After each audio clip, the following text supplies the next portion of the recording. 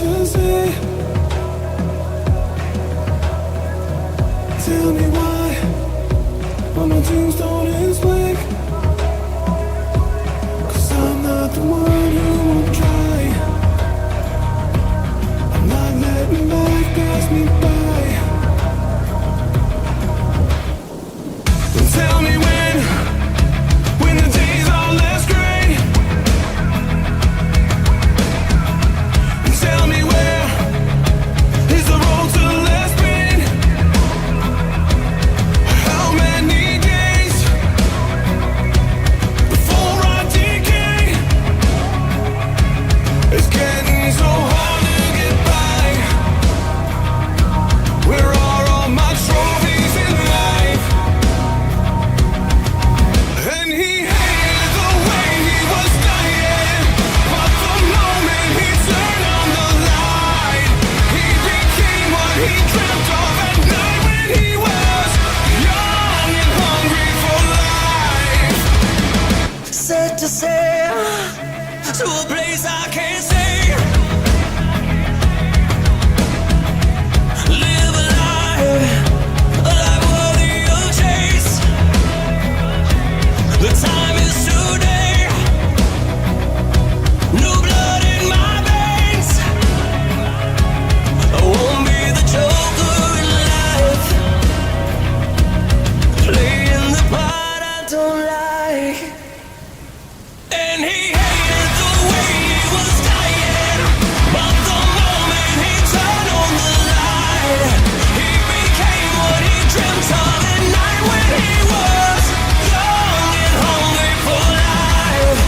And he hated the way he was dying, but the moment he turned on the light, he became what he dreamt of at night when he was young and hungry for life. Yeah.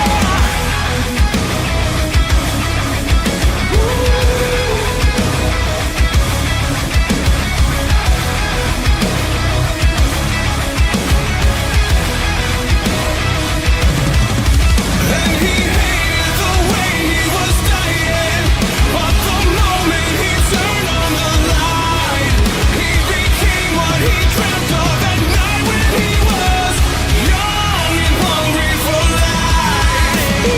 Young and hungry for life. Young and hungry for life. Young and hungry for life. Young and hungry for life.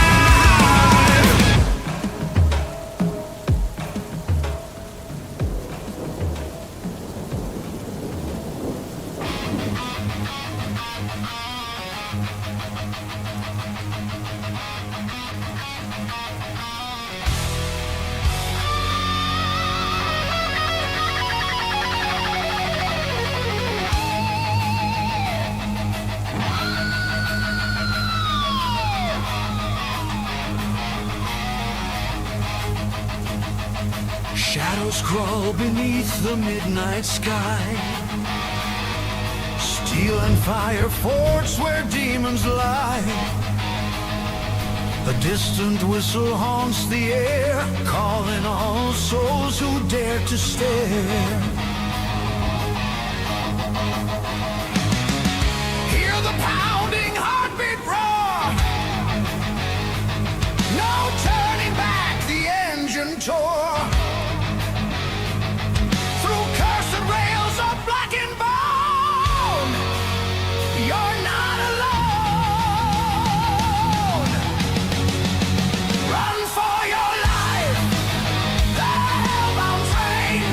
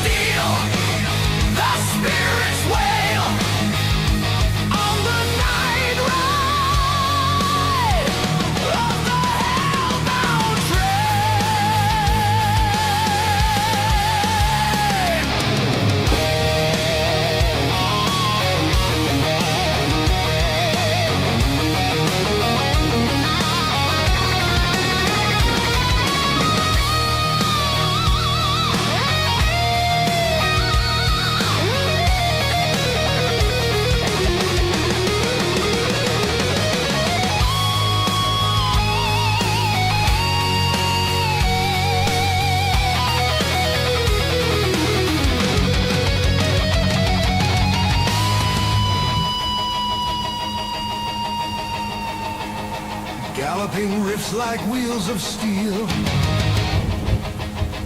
Screaming leads, terror revealed. Whistles cry into the night. Rails ignite in hellish light. Run for your life. The hellbound train racing through the night in thunder and pain. Hear the lost soul screaming again on the night ride of the hellbound train. The engine fades beyond the flame. Only echoes remain the same. If you hear the whistle at night, pray you're not the next in line.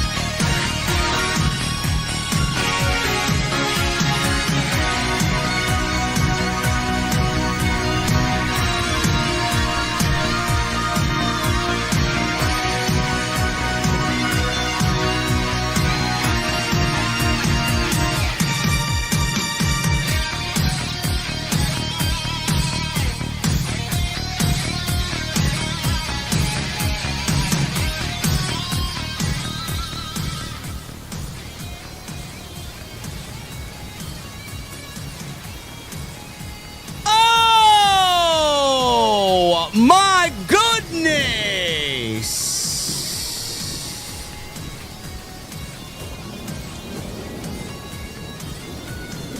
It's that time of the year, ladies and gentlemen. We are officially on the road to WrestleMania. And nobody's getting there in style like me and the Dark Horse, bro. Nobody. Not even Triple H.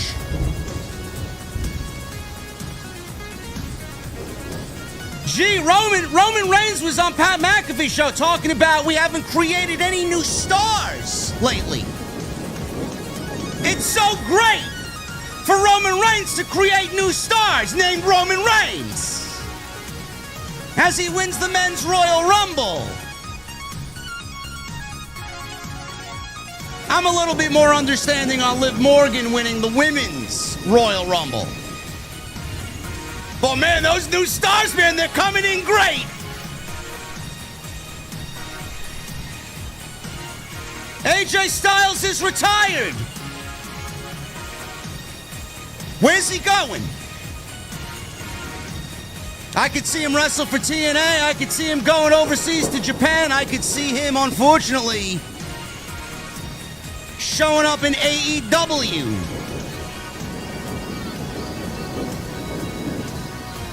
And the Royal Rumble tonight, kickstarting the road to WrestleMania. If you were disappointed, there was much to be disappointed about. We're hopefully going to talk about it and break this thing down. Ladies and gentlemen, we're going to the venue. I got an ice-cold beverage. It's as cold as the weather outside. And when we get to the venue, I want to know on this Saturday night, what the fuck are you guys drinking? I'll see you over there.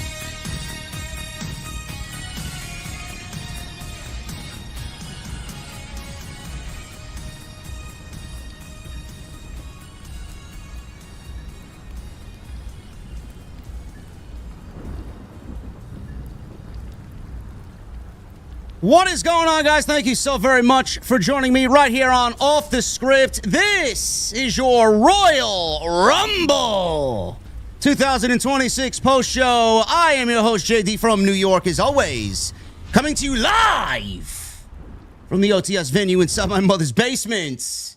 Thank you guys so very much for joining me on this Saturday evening, wherever you may be. Triple H promised surprises at what he called an epic Royal Rumble on ESPN. In the lead up to the Royal Rumble, Triple H said, and I quote, "The Royal Rumble is one of those events that's amazing to see. It's personally my favorite show of the year. Growing up as a young WWE fan, I always looked forward to the Royal Rumble. I mean, if you watch the current WWE product, the WWE seemingly forgot that there was even a Royal Rumble this year. It almost acted as if there was no Royal Rumble this year. Vince must be rolling over in his early grave. It's amazing to see because every couple of minutes, yeah, those 60-second intervals tonight really created a lot of excitement. Every couple of minutes, there's a new entrant that enters into the fray.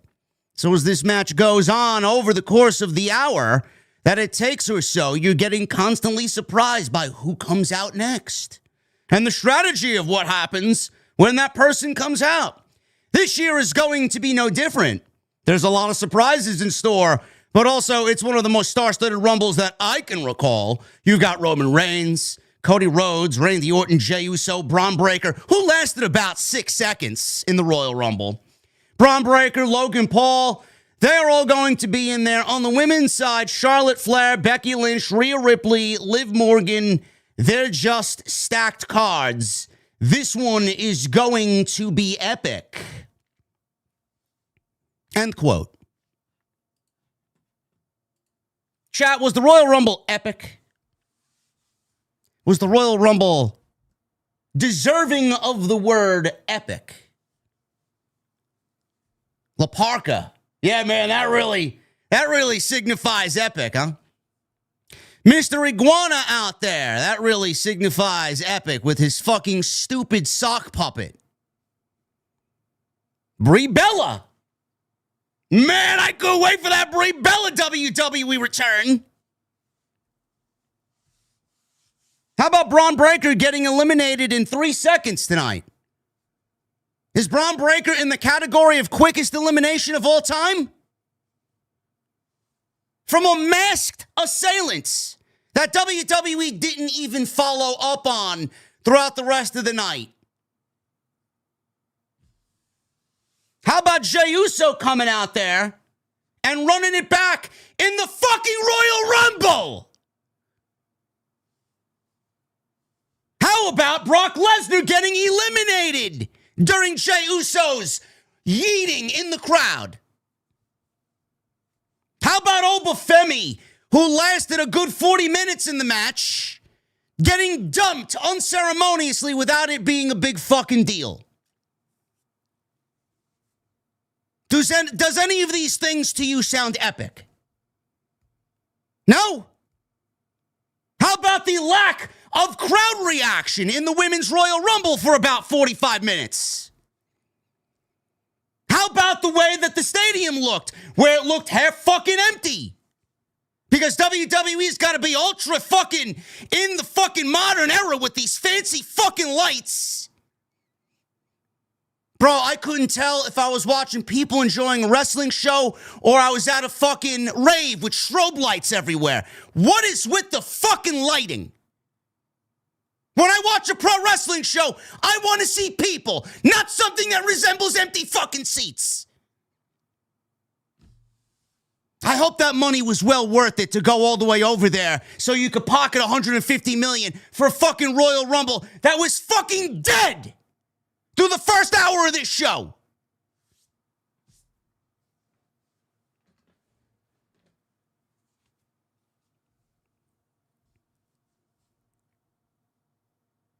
WWE, they almost pretended like the Royal Rumble didn't even exist. It was only up until 3 weeks ago where Cody Rhodes opened up the floodgates and he declared himself for the Royal Rumble.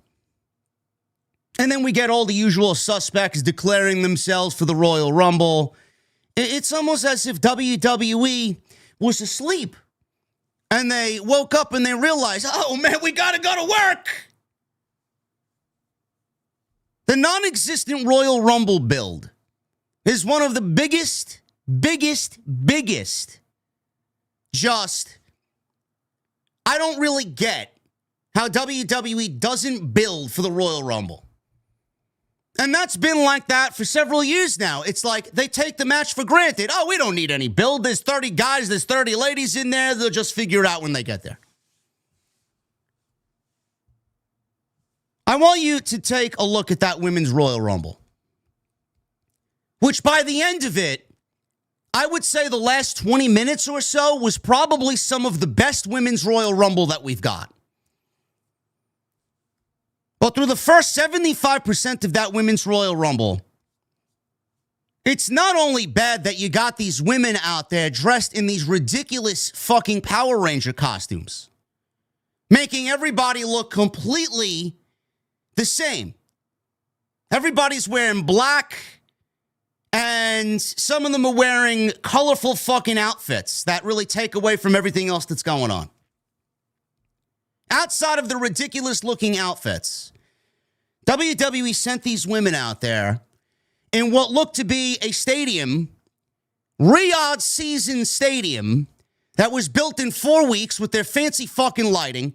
They sent these women out there to compete in a 60-minute Royal Rumble to little to zero crowd reaction.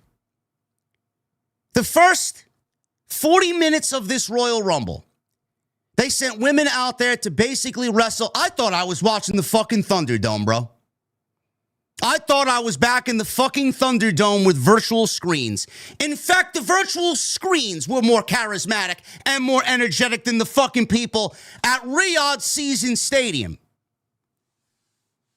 If anybody feels bad for the women, you should feel bad for the women tonight that they had to go out there and wrestle in the fucking Royal Rumble, the most important match of the entire fucking year, in complete and utter irrelevant silence.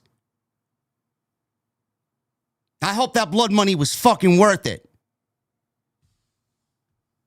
These people don't care about the fucking inconsequential talents on the roster. Candice LeRae, Jordan Grace.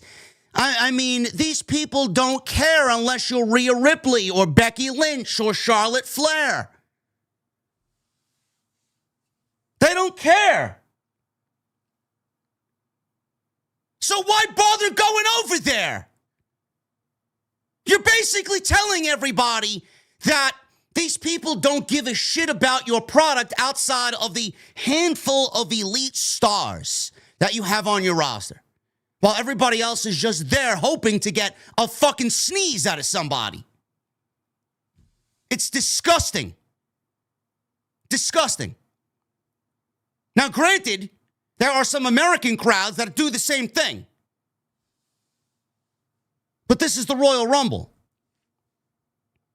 Oh, it's big WrestleMania-like production. Oh, it's in Saudi Arabia. It's this, it's that. It's epic. It's this, it's that. I mean, give me a fucking break.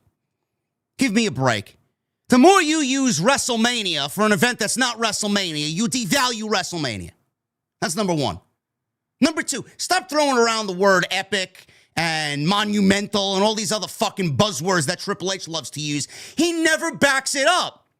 How many times has Triple H came up to the plate, swung and missed when he's talking about the hype for this show? Bro, you put nothing into it. How the fuck are you going to expect people to be excited about the epic Royal Rumble when you did nothing about any of the build? You put nothing into it.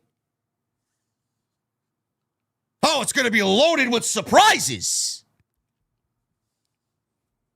Brie Bella comes out. That was the only surprise in the Women's Royal Rumble. Brie Bella. Now, granted, she got a yes chant, but why are they yesing? They're not chanting for Brie Bella. They're fucking yesing because of who she's married to. No AJ Lee, which I don't blame the woman if she don't want to go over there. No surprises. I hardly considered JC Jane and Lola Vice and Kalani Jordan, who came out to fucking crickets, and Sol Ruka surprises. The Women's Royal Rumble doesn't need surprises, but I mean, the silence spoke more than anything about how awful these people are.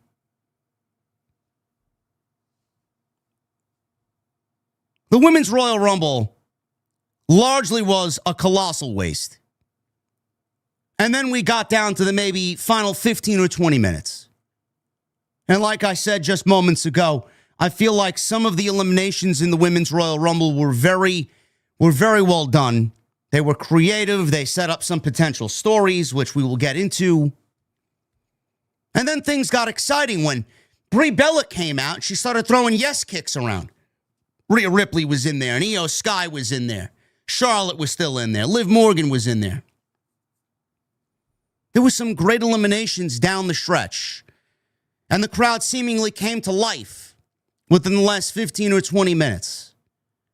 And I honestly think within that 15 or 20 minute block that we got at the end of that Women's Royal Rumble, it was some of the best Women's Royal Rumble that we've gotten since the ladies have gotten a Royal Rumble. I thought what they did was great down the stretch. The second half wasn't even, I don't even believe I was watching the same fucking match, to be quite honest with you. It was like two different matches. The second half of that match is literally the only thing you have to concern yourself with. That's it. Liv Morgan ended up winning the Royal Rumble. Shocker, I know. If you've been listening to the show, we've been calling it for the last several weeks. Liv Morgan won the Royal Rumble. See a lot of people complaining that Liv Morgan won the Royal Rumble. Liv Morgan, she's come up, I think, in the final two the last couple of years. So it was due. It was like a star player, going up to the plate and hitting a home run or hitting a baseball to the warning track, and he missed 2 home runs back-to-back at bats. So the third at-bat, Liv Morgan comes up, hits a home run. Finally goes over the fence. Great. I have no problem with Liv Morgan winning the Royal Rumble. None. Rhea Ripley's the most over female on the roster. She's half of the tag team champion. She wasn't going to win. Charlotte Flair lasted almost an hour. Thank God she didn't win. Her winning 2 years in a row would have been fucking awful. Who else on that roster would have benefited, storyline-wise, for winning the Royal Rumble? There was nobody else. Nobody else really made sense. WWE's got a couple ways that they could go about it now. With Liv Morgan, who won the Royal Rumble, but on her way to winning the Royal Rumble, she eliminated Raquel Rodriguez. Raquel Rodriguez was in there in the end, towards the end. She wasn't the final two, but she was in there and made it to the very end, and she got dumped out by Liv Morgan. She had no hesitation dumping out Raquel Rodriguez. That story. I'm looking forward to that. We could get something very, very... If WWE actually wants to not be safe, this would require them. We'll talk about it in a little bit. The thing that I'm thinking about would require Triple H to be a little bit more risky. Triple H, he watches Sesame Street every fucking week. That's where he gets his creative influence. So I doubt he's going to be adventurous or risky or take a chance. This guy's in bed by 8:30, tucking himself in, sipping a warm glass of milk. This guy is as safe as they come. Liv Morgan won the Royal Rumble. I have no problem with that. Like I said, there were some great eliminations. Kyrie eliminated Asuka accidentally. Becky Lynch was dumped unceremonious by fucking Natty. Jordynne Grace, don't get me started on Jordynne Grace. Oh my God, how they are botching her main roster run, and she hasn't even been here for a fucking month yet. She just got called up in the beginning of the month, and they're already fucking her up. Man, she was dumped out of that Royal Rumble. I don't even think she lasted 10 minutes. Sol Ruka looked great. Lash Legend got booed with chants of overrated. She had a lot of eliminations, a lot of big eliminations. That goes to show you what WWE thinks about Lash Legend. All in all, the Women's Royal Rumble, outside of the last 20 minutes, was a fucking snooze fest. Nothing exciting happened. And that crowd, man, oh my God, those ladies deserve a lot more than that. What looked to be a half-empty crowd gave them absolutely a lifeless energy that was sucking the life out of me while watching this show. AJ Styles, he is no more. AJ Styles is now retired. We'll talk about how I feel about AJ being retired by Gunther tonight. I thought what they did was fantastic. The Gunther hate needs to stop. I see people, Gunther's boring. Gunther is not the type of guy I want in there. I don't know what you're watching. Maybe you need to go get your eyes checked or something. I don't know. Gunther is fucking great. He's the right guy for this role. Whatever they're doing with him, he's the right guy for this role. Would I have had him in the Royal Rumble come out at number 30? No. I don't know why they even put him in there to get eliminated in the Royal Rumble as the final two after he just retired AJ Styles. You just couldn't keep it at that? You couldn't keep it at that. Drew McIntyre. Again, I don't know what happened to this crowd. Their beloved Sami Zayn. Sami Zayn has never beaten Drew McIntyre. He is chasing a dream and going after the WWE Championship. You would think that these people would have showed this guy a little bit more excitement. It's almost as if Drew McIntyre wrestled a no-name in Saudi Arabia. I thought this guy was heralded as a hero there. Drew McIntyre decimated Sami Zayn. And maybe that's why they were so quiet. It was so one-sided that I didn't believe Sami would even come back at all, period. There was a glimmer of a hope, but I didn't think it was going to happen. They just completely went in one direction and one direction only. But I've been talking about this the last 2 weeks. Sami Zayn's boat as WWE champion passed. It should have happened in 2023, but they had other intentions in mind. Now, does everybody want to see Sami Zayn win the WWE Championship for some reason? I know I don't. This ship has sailed. And that's not even the only problem coming out of that match. The fact that Drew McIntyre got little to no reaction as the WWE Champion. Drew McIntyre is fucking great. But is this the guy you want walking into WrestleMania with reactions like that? Or is WWE possibly thinking about taking the belt off of Drew McIntyre and putting it back on Cody, being that Roman won the Royal Rumble? I don't want to label Drew McIntyre boring because he's not. He just needs the right opponent. I thought he had the right opponent in Saudi Arabia with Sami Zayn. Apparently we were wrong. I don't know why the match was so fucking boring. No build went into it. Triple H needs to look himself in the mirror. You're going to have to do more to sell me on Sami Zayn than winning a fucking fatal four-way only a week ago. Why wasn't there no reaction? Gee, I wonder why. You just threw him in a fucking title match with no story behind it. You can't have him go out there and say, I want the WWE title. It's been my dream and I want to make my son happy. Bro, you got to do a little bit more than that. You got to do a little bit more than that. You're like the junkie in the back of the fucking class who's copying off the smart kid in class. Yeah, let me go into school and fucking get away with this and grab a good solid B+. It don't work like that. The Men's Royal Rumble. I got a lot to say about the Men's Royal Rumble, but in short, I thought what they did was good enough. I thought it was a lot better than the women, for sure. And I was really, really invested in what they were doing with Obafemi. And then in the middle of that Rumble, it all kind of went to shit. And then when we got down to the final four, when Cody got eliminated and Jacob Fatu got eliminated, you looked at the field of four and you knew who was going to win. You knew who the winner was when we got to the final four. Easy. And Roman Reigns was the winner. Roman Reigns won the 2026 Men's Royal Rumble. We'll talk about where I think he is going into WrestleMania. And we'll talk about the Rumble and break these Rumbles down. I want to thank you guys for joining me. We have 5,000 in the venue tonight. Thank you very much for hanging out with me on this Saturday night. This is your official Royal Rumble 2026 post show right here on Off the Script. I am JD from New York. Please hit that thumbs up down below. We got 5,000 people in here. There should be absolutely no excuses. 1,500 likes is the goal. You guys are already halfway there. Let's get them on in. Super chats are open. Get them on in. We'll hang out at the end of the show. As always, it's the best way to support what we do here. I'm very grateful for you guys showing up tonight. Big. Go check out all the content on the channel. Plenty of it. We got this little thing on Tuesday night called Tuesday Night Titans. Me and the Silent Monster will be live on Tuesday, this coming Tuesday, to break all this thing down.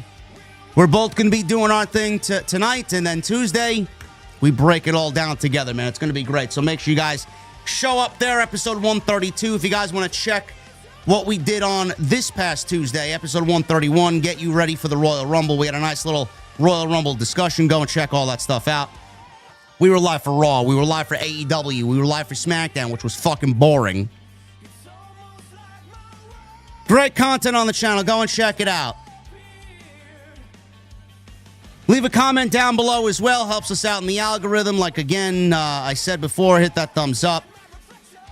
Hit that subscribe button down below. Turn on the bell. Follow me on social. At JD from NY206, Twitter, Instagram, TikTok, and Cameo. And tonight we are sponsored by Blue Chew. Blue Chew Gold is the gold standard.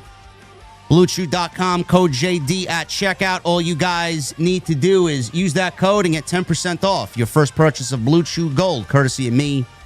BlueChew.com, code JD.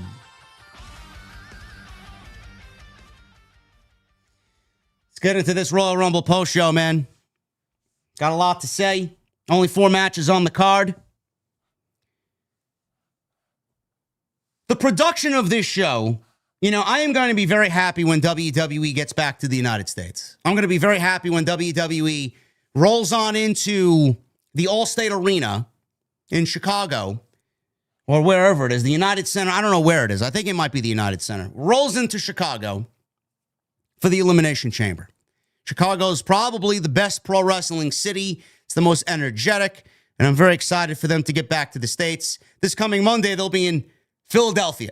So we got a Philadelphia Monday Night Raw, also a great crowd in Philadelphia. These European shows, these overseas international shows, they don't get the presentation of the product right. I feel like WWE just they lazily kind of go into the international shows and they just do the bare minimum, and they don't really give anything away on the international shows because of the time difference. People watching it via VPN early, and they're not waiting till the official start time here, Eastern time at 8 o'clock. Everything is just all over the place. So WWE, they'll give you a match here. They'll give you a minor storyline progression angle here. They'll give you a match there. They won't go above and beyond for the international shows. And this Royal Rumble build, I've talked about it for weeks. The Royal Rumble build was basically non-existent up until 3 weeks ago. They didn't really do much of anything. All they got to do is announce some major names, who's going to be in the Rumble. They announced Obafemi early instead of keeping him as a surprise in the Royal Rumble. They announced all their major stars. This one declares, that one declares. And then they'll throw AJ and Gunther out there like they did with the stipulation, and a WWE title match like they did with Drew and Sami. And that's it. That's it. It's almost like they forgot how to build for the Royal Rumble. And I honestly think with the event taking place in Saudi Arabia, I think that also kind of triggered something in WWE's mind where they don't have to go full-fledged balls to the wall with the build, because they don't really have to sell any tickets over there. I mean, the government's going to fill that fucking stadium up with whoever they got to fill it up with, and goodbye. WWE doesn't have to worry about selling tickets here in the United States because this show is happening in Saudi Arabia. Everything's taken care of. So I just feel like WWE, with the fact that this show is taking place in Saudi Arabia, felt like they could actually go a little light on the build, which leaves us wanting a fucking build even more because you didn't really put anything into it. There was no major stories coming into any of these Rumbles outside maybe Cody and Fatu. That was it. They were both in the Rumble. We had the illusion of Roman and Cody in the Rumble. We had the illusion of Brock and Oba in the Rumble and a potential stare down. Gunther and Lesnar, who never crossed paths. Gunther and Oba, who never crossed paths. LA Knight making a return. He was in there with the Vision. Braun Breaker was a wild card in this. Depending or not if Rollins was cleared, I was hearing rumors that Rollins is going to be involved. We'll talk about that in a little bit. Braun Breaker came out at number 2. He didn't even last an entry. Everybody thought he was the odds-on favorite to win the Royal Rumble. He ain't winning nothing. Looked like Rollins is going to be back in time for WrestleMania. There was no real tension. There was no real big angle going into the Rumble. And for the ladies, it was even worse. There was absolutely no tension, no grudges, no vendettas with anybody in the Rumble. It was just a random 30 names with a couple of big stars. And for the men, the same thing. Like I said, outside of Cody and Jacob Fatu, who were both going to be in the Rumble. When you have a Royal Rumble that has no angle, no feud, no drama coming on in with some of the characters that you have on TV, no storylines bleeding on from the television show into the Rumble, you're already fighting from behind. I've always appreciated some dilemmas and some tensions, even being just a little bit taking place in the Rumble. WWE has moved away from giving us any sort of tease for WrestleMania. Did you guys get any sense coming out of this Royal Rumble show that there would be any other direction going into WrestleMania outside of who won the Royal Rumble? I loved when I used to watch a Royal Rumble and we got at least a tease of what a WrestleMania match or WrestleMania feud would be going into WrestleMania. I don't think we got anything regarding that at all in either of these Rumbles. Is that too difficult for them to go out there and produce? Why are you holding all your cards so close to your vest? Give me something. WWE needed to come out tonight and hit a home run. WWE needed to come out tonight and give us a table-setting performance going into the Elimination Chamber and then on into WrestleMania. I don't know why they wait. I don't know why they are hesitant. I don't know why they are so shrouded in mystery about what they are doing at WrestleMania. Show me something. Nobody is talking about your boring product on a week-to-week basis. Give them something to talk about. Liv Morgan and Roman Reigns winning the Royal Rumbles, respectively, is not going to get people talking long-term. You got to give me a big hook. Throw a hook out there and let the fans fucking bite. They don't. They don't. And again, it all goes back to Triple H playing it safe. Sesame Street Levesque. Honestly.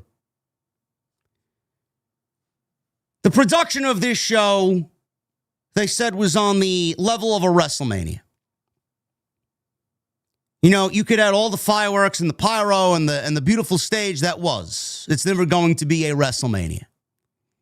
In fact, I don't even want to think about WrestleMania being in Saudi Arabia if this is the way the emotion and the energy levels are going to be next April. But WWE is willingly going to bend over backwards for $150 million to sell one of their greatest IPs in the Royal Rumble and almost double that for WrestleMania. They don't give a shit. If the energy levels are low, I don't give a fuck. We're getting $300 million for these people to get entertained by WrestleMania.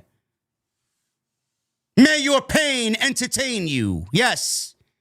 My pain is not entertaining. I want to be entertained.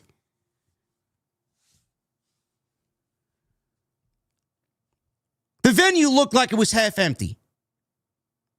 Now, they said last night they filled it with 18,000 people for SmackDown. I don't know if I believe that or not. WWE usually embellishes their fucking attendance numbers by a good 6,000 or 7,000. Everybody does it. Was there 18,000 people? I don't know. Half the place looked fucking empty. And it was a tape-delayed show, so I don't know what they did to add anything sound-related post-production. Tonight we were live, and the stadium looked half empty. We got these bright lights going up the walkways and in the aisleways and the stands. Bro, it reminded me of the Intuit Dome in Los Angeles when they did the Netflix premiere last year. They had these fucking LED lights going up and down the fucking walkways in the stands, in the crowd. Like, I couldn't see anybody. Like, the lights were so bright, it almost acted as if there was nobody sitting there. But then I see people posting on social media, and the whole venue looked fucking full from these people's cameras. Taking video and uploading it to Twitter, the whole fucking place looked jam-packed. So I would be more prone to think that there were a lot more people there here tonight for the Royal Rumble than there were for Friday Night SmackDown. But the LED lights almost made it seem like nobody was there.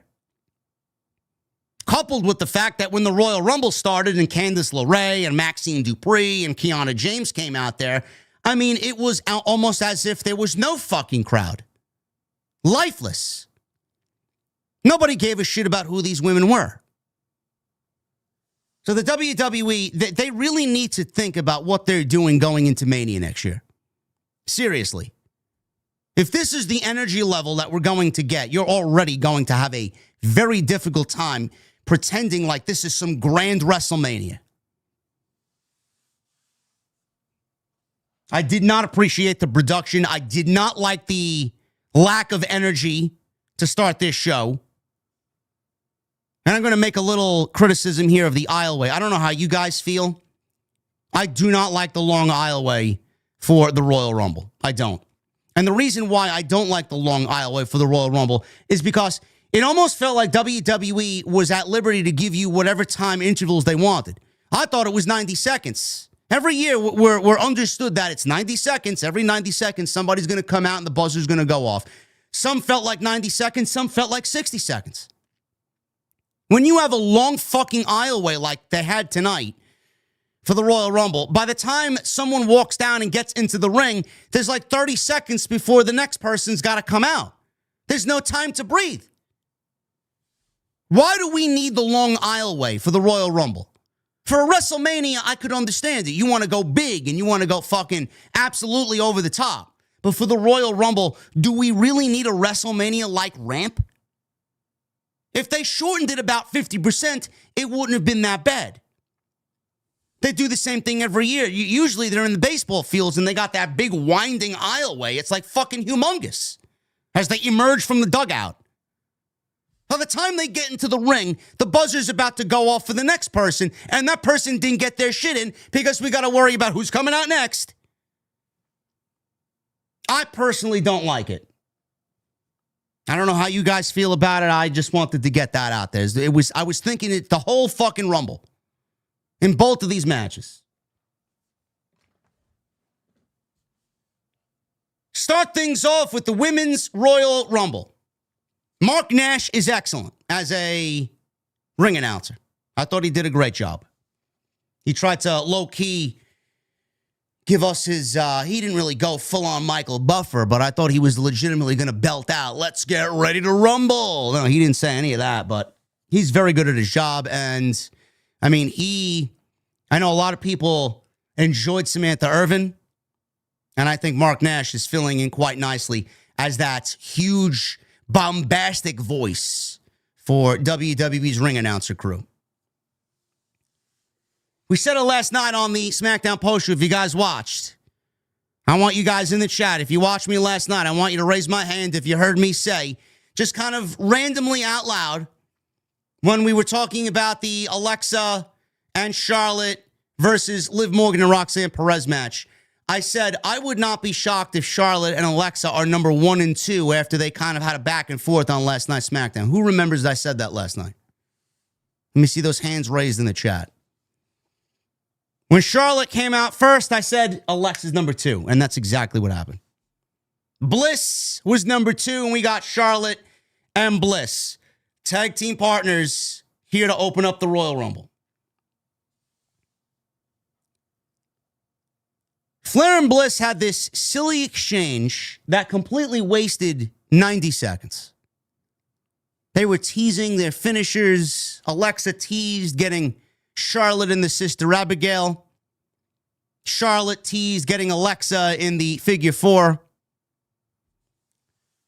They teased each other before backing each other off and telling each other they were going to win it together and that they were just kidding. They waited for the final 10 seconds or so, and then out comes Kiana James. I want to throw some praise on Kiana James. She actually had a decent Royal Rumble, and I think outside of, the eliminations that we got towards the end with Liv eliminating Raquel and Kyrie eliminating Asuka and Lash Legend eliminating Rhea and Charlotte in the Royal Rumble, Kiana James had a very good Royal Rumble.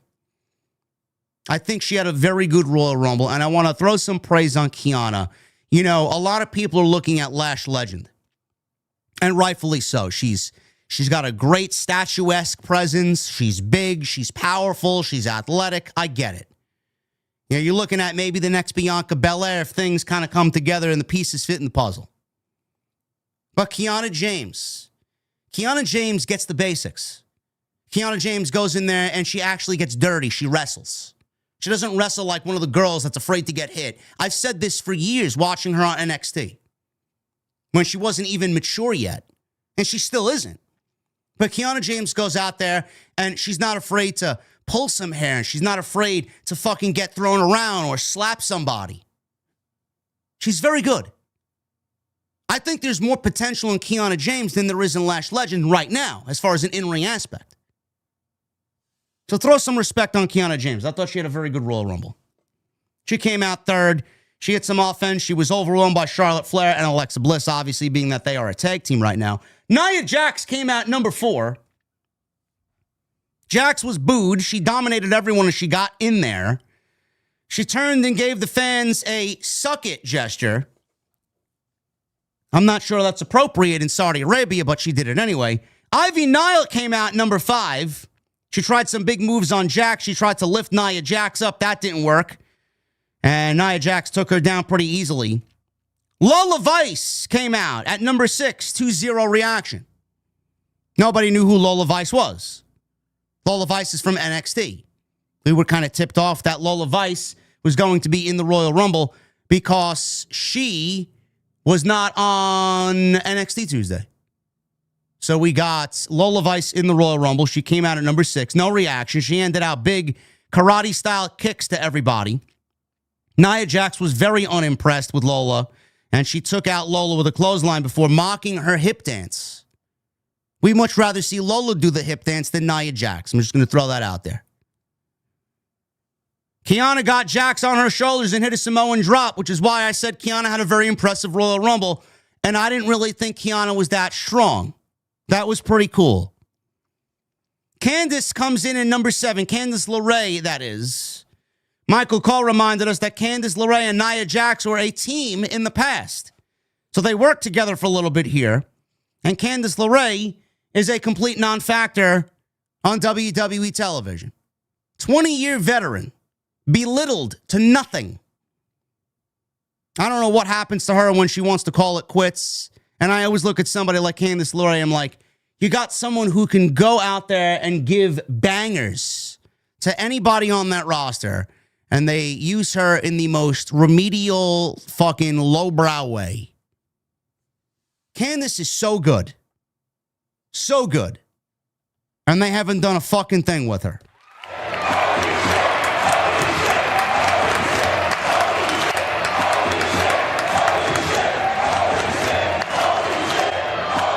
Oh my goodness, we got a bomb in the chat from my guy, the Miracoli 199 with a $100 super chat. I have to drop the bomb today. I've been a subscriber to the channel since the Rumble review of 2016.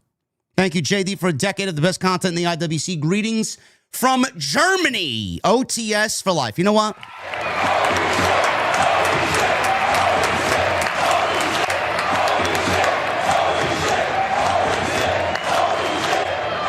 Love it, brother. Thank you very much for being here, man. 2016 Royal Rumble. It's when AJ Styles debuted with the WWE, and they missed that camera shot on Roman Reigns in that Rumble.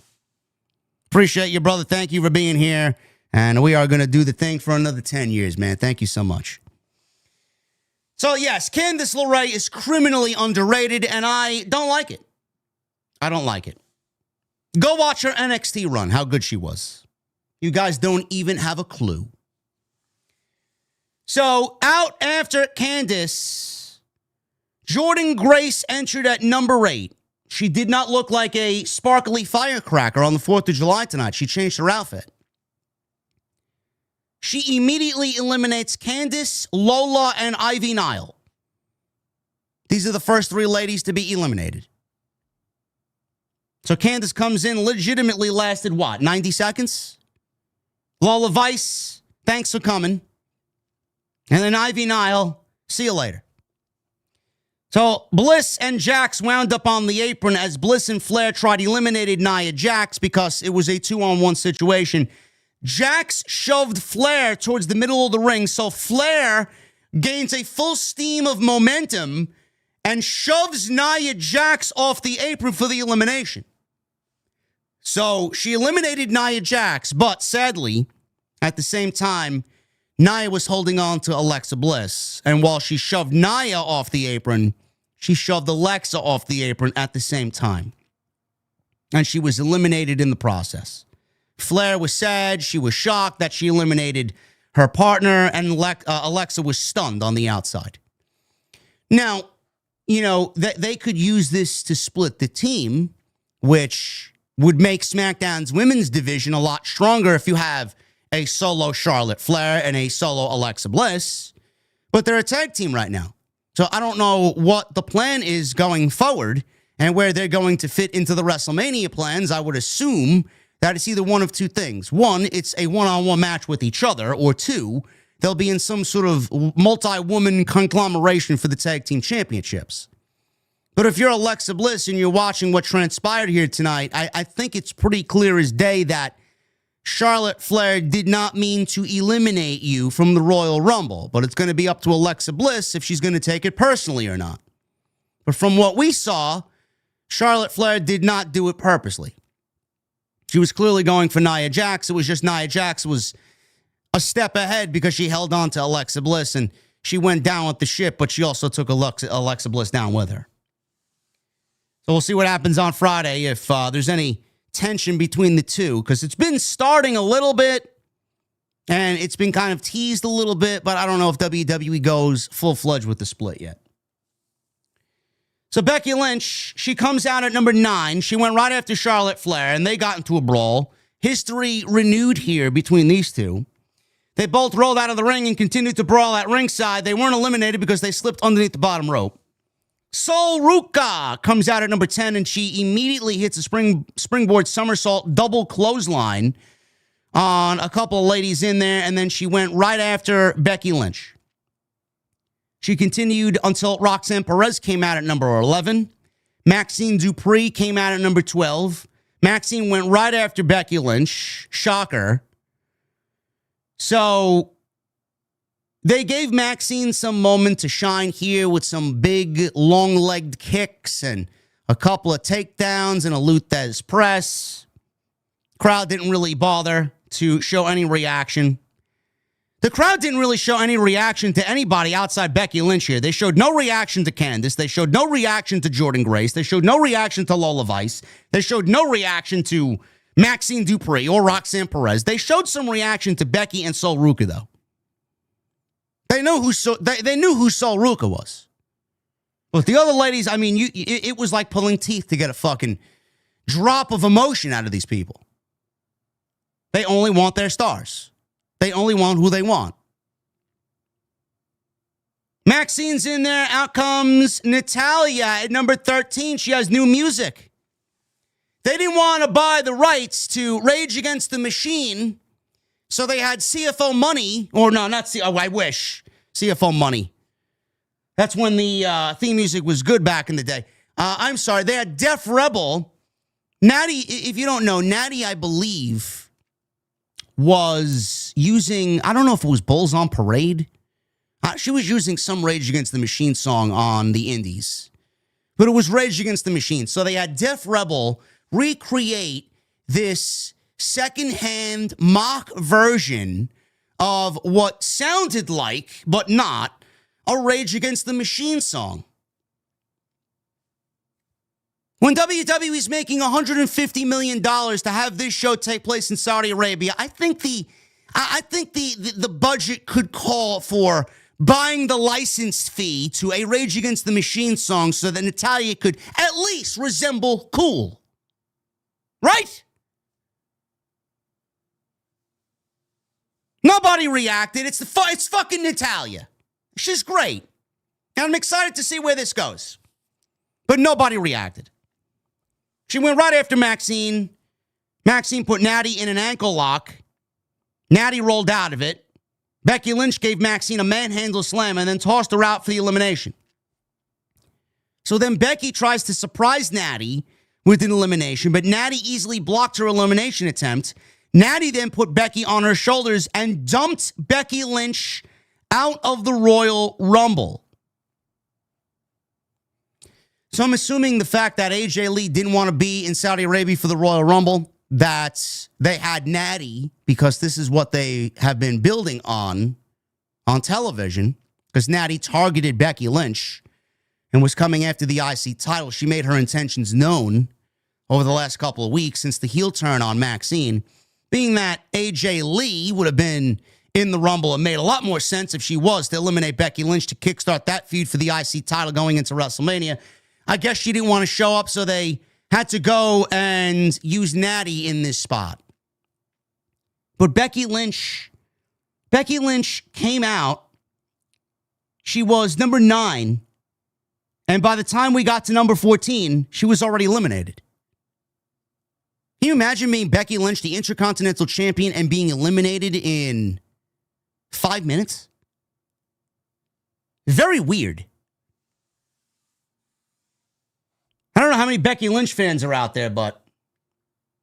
Oh, Eli in the chat says, Killing in the Name. Okay, that was Natalia's song. I like Bulls on Parade better, though I'm not a Rage Against the Machine fan. Yeah, it sounded very Rage-esque. She needed new music anyway. If she was going to go heel, she needed something with a little bit of a harder edge. But yeah, Becky Lynch was eliminated by Natalya, so I'm guessing Natalya is going to be going after the Intercontinental Championship. That's exactly what we need. 2 heels. 2 heels going after a championship. Gee, I can't wait to see the fucking silence that exists during that match. Liv Morgan comes out at number 14. Kiana James is still in there. She gets hit with Oblivion by Liv before giving Sol Ruca 3 amigos. So Liv comes in, a house on fire here. She worked with Roxanne, who was out there, her Judgment Day comrade. So she's out there.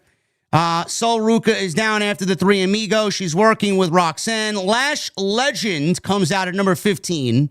Lash went at it as soon as she got in there with Jordan Grace on the apron until Lash eliminated Jordan Grace. Jordan Grace came out at number 8, and she was gone by number 15. The same Jordan Grace, by the way, who's been eyeing Jade Cargill, who's been mouthing off to Jade Cargill, calling Jade Cargill a bitch, and claiming that she's coming after Jade Cargill and claiming she's going to take her title. How can you have Jordan Grace waste minutes on TV acting like this big, rough, and tough female to Jade Cargill for her to be dumped so easily and so unceremoniously in the Royal Rumble if you have her feuding with the Women's World Champion? Did nobody think of that? Jordan Grace fared better when she was a TNA roster member, and she held the TNA Knockouts Championship. She fared better in the Royal Rumble when she was a part of the TNA roster than she did a part of the WWE roster. Yeah, you want me to look at Jordan Grace with her obviously fucking awful theme music, which got 0 reaction tonight, and gets 0 reaction every week when she comes out because it's so fucking terrible.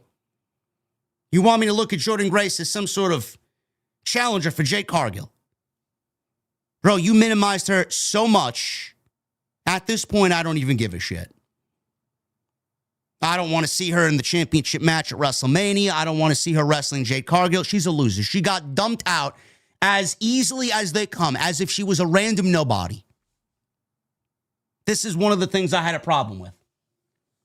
This is one of the things I had a major problem with.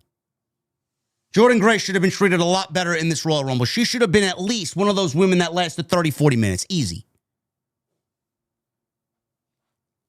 So Lash Legend eliminates Jordan Grace. More silence. Zelina Vega comes out at number 16. Crickets. Still the same theme music. You were better off coming out to Aleister Black's theme music. They got that random backing SmackDown track that they ever come out to with that terrible beat. I don't even know what she did in the Rumble. Did she do anything in the Rumble? Probably not. Raquel Rodriguez came in at number 17. So all 3 Judgment Day ladies are in there. They worked together to eliminate Kiana James, who eventually got eliminated. Kiana lasted from number 3. So she was in there for a little bit. So Kiana James, she had a good Rumble. She dumped Kiana James. She put up a fight against Roxanne Perez and Liv Morgan. She eventually got booted out by Raquel. Chelsea Green came out at number 18. She was out there with Alba Fire, who was not a part of the Women's Royal Rumble, but she was out there anyway, acting like she was a part of the Rumble.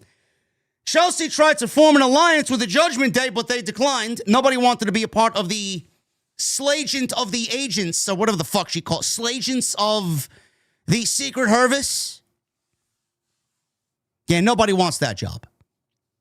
Slagents of the Secret Service. Have you heard anything more cringe than that? Chelsea's in there trying to recruit Judgment Day. They declined. Chelsea smacked Morgan in the face after declining, so Roxanne and Raquel went after her. Alba Fire wound up in the ring trying to help Chelsea Green because it was a 3-on-1 situation. Rodriguez clotheslines her out. Julia entered at number 19. Goodbye, Chelsea. Julia entered at number 19. Chelsea was not yet eliminated. She was hanging on. She got her feet on Alba, who crawled around on the outside to avoid elimination. So she was basically surfing on Alba Fire's back. So while she's avoiding elimination, Io Sky is number 20. Crowd legitimate, and I mean chat, legitimately, finally, it takes us 20 entrants for this crowd in Saudi Arabia to wake up. Everybody woke up because Io ran wild. She did her Io pose. Io and Julia are in the ring. Asuka came out at number 21, so things are starting to pick up here. So we got Asuka, Io, and Julia all facing off. Julia and Asuka teamed up on Io. Io ducked a kick by Asuka, and Asuka kicked Julia in the face. Rhea Ripley got the biggest reaction. No shit. Coming out at number 22. Her entrance included fireworks. She looked like a clown. She had her nose painted red. I don't know what she was dressed as. If anybody can fill me in on why she put face paint on. Maybe just to look different compared to everybody else, because she felt like everybody wearing the same outfits all looked the same. I don't know if it had to do with anything or a certain anime or a show or a video game or something along those lines. So I'm sure somebody will figure that one out. So she came out there, number 22, big fireworks. Wade Barrett said, you need to be a pretty big star to get pyro on the Royal Rumble. She's the biggest. Was it Art the Clown? She was cosplaying as Rudolph. That's what I thought. That's legitimately what I thought. I thought she was out there as Rudolph the Red-Nosed Reindeer. No, she did Art the Clown. She did Art the Clown at what? War Games? Didn't she do that? No, it wasn't Art the Clown.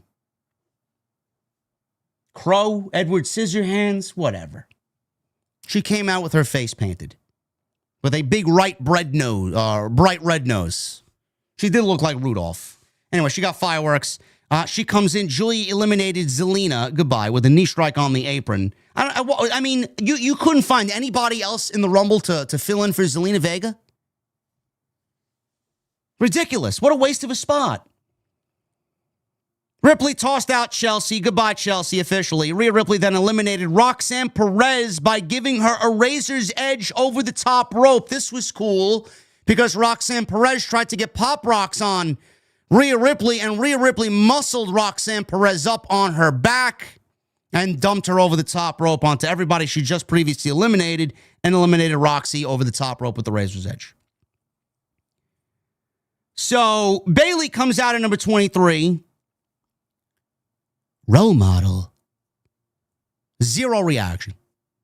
Bayley got zero reaction.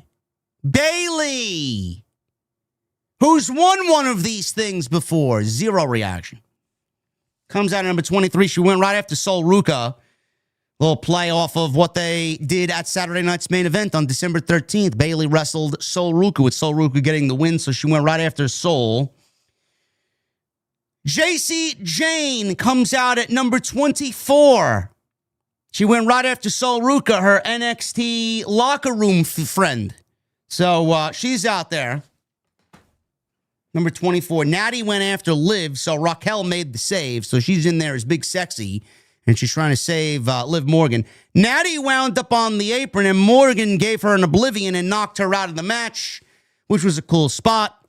And Morgan is now looking more and more like the winner as we get closer to the end here after eliminating Natalya.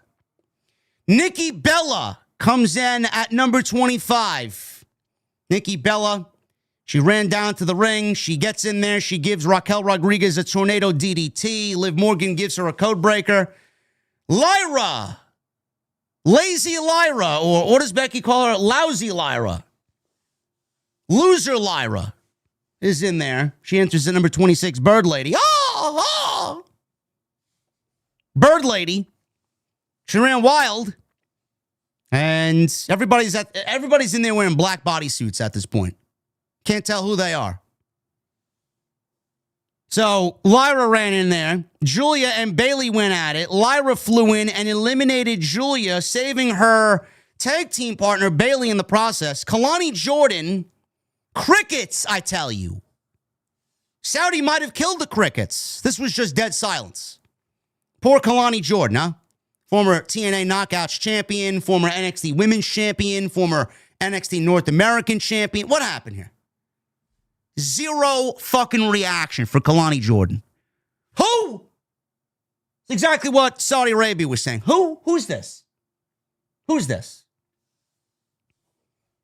They gave more reaction to, Bird Lady. Zero fucking reaction, man. It's almost as if the Invisible Man walked out there for this spot. She came in at number 27. She immediately hit JC Jane with a Phoenix Splash, which looked great, before hitting Raquel Rodriguez and Morgan with a double DDT. Kairi entered at number 28. The Pirate Princess is in there with Asuka now. The Kabuki Warriors are trying to eliminate Rhea Ripley, but Rhea Ripley managed to stay alive. Zayn almost eliminated Asuka by accident.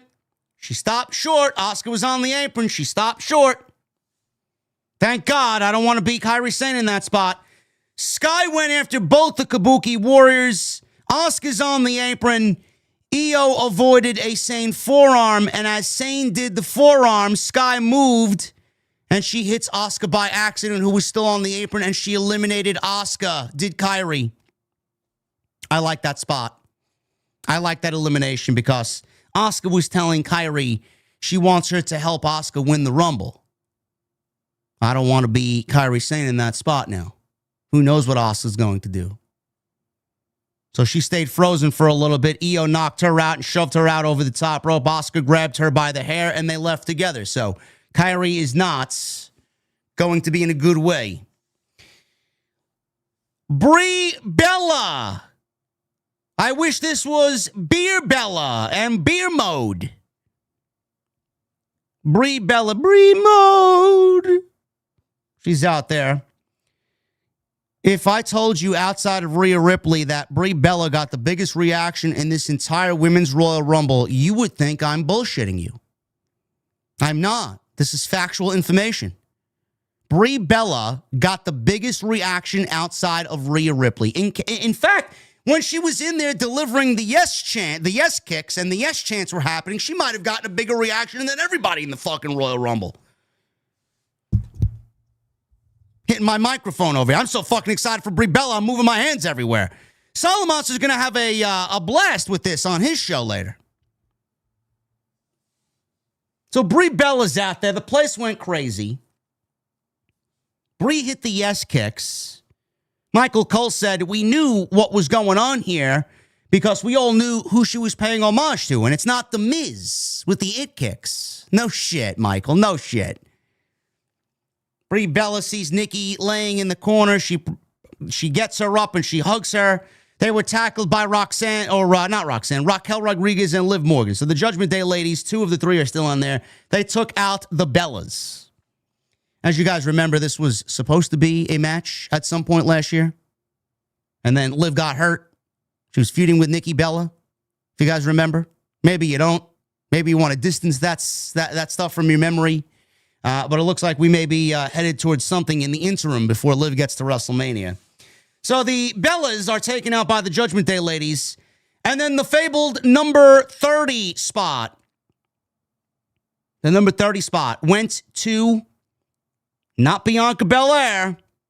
It went to Tiffany Stratton. I thought at least we'd see Bianca Belair here in the Royal Rumble, man. Either WWE has another spot for Bianca to return, or that hand is still hurt and she's still recovering. Now, I don't know. She said she broke a finger or two in WrestleMania last year during the triple threat match. By the looks of it, she might have broken the whole fucking hand and then some. I mean, it's got to be bad if she's not back yet. I can't even fathom WWE keeping her off television if she isn't really hurt. Why would you keep someone like that off television if you don't have something for her creatively? Get her on television. That division desperately needs her. But the division also desperately needed Tiffany Stratton, and she was number 30. So she's out there, and she looked good. Happy to have her back. I mean, they need her big time. So she comes in at number 30. She wiped out 5 women in the ring who were all standing like fucking dummies waiting for her to jump off the top rope. I hate that spot, man. If there's one pet peeve of mine, it's everybody like huddled together and holding each other, waiting for someone to jump off the top rope to tackle all of them down like bowling pins in the bowling alley. It looks ridiculous. AEW does it more times than I care to count.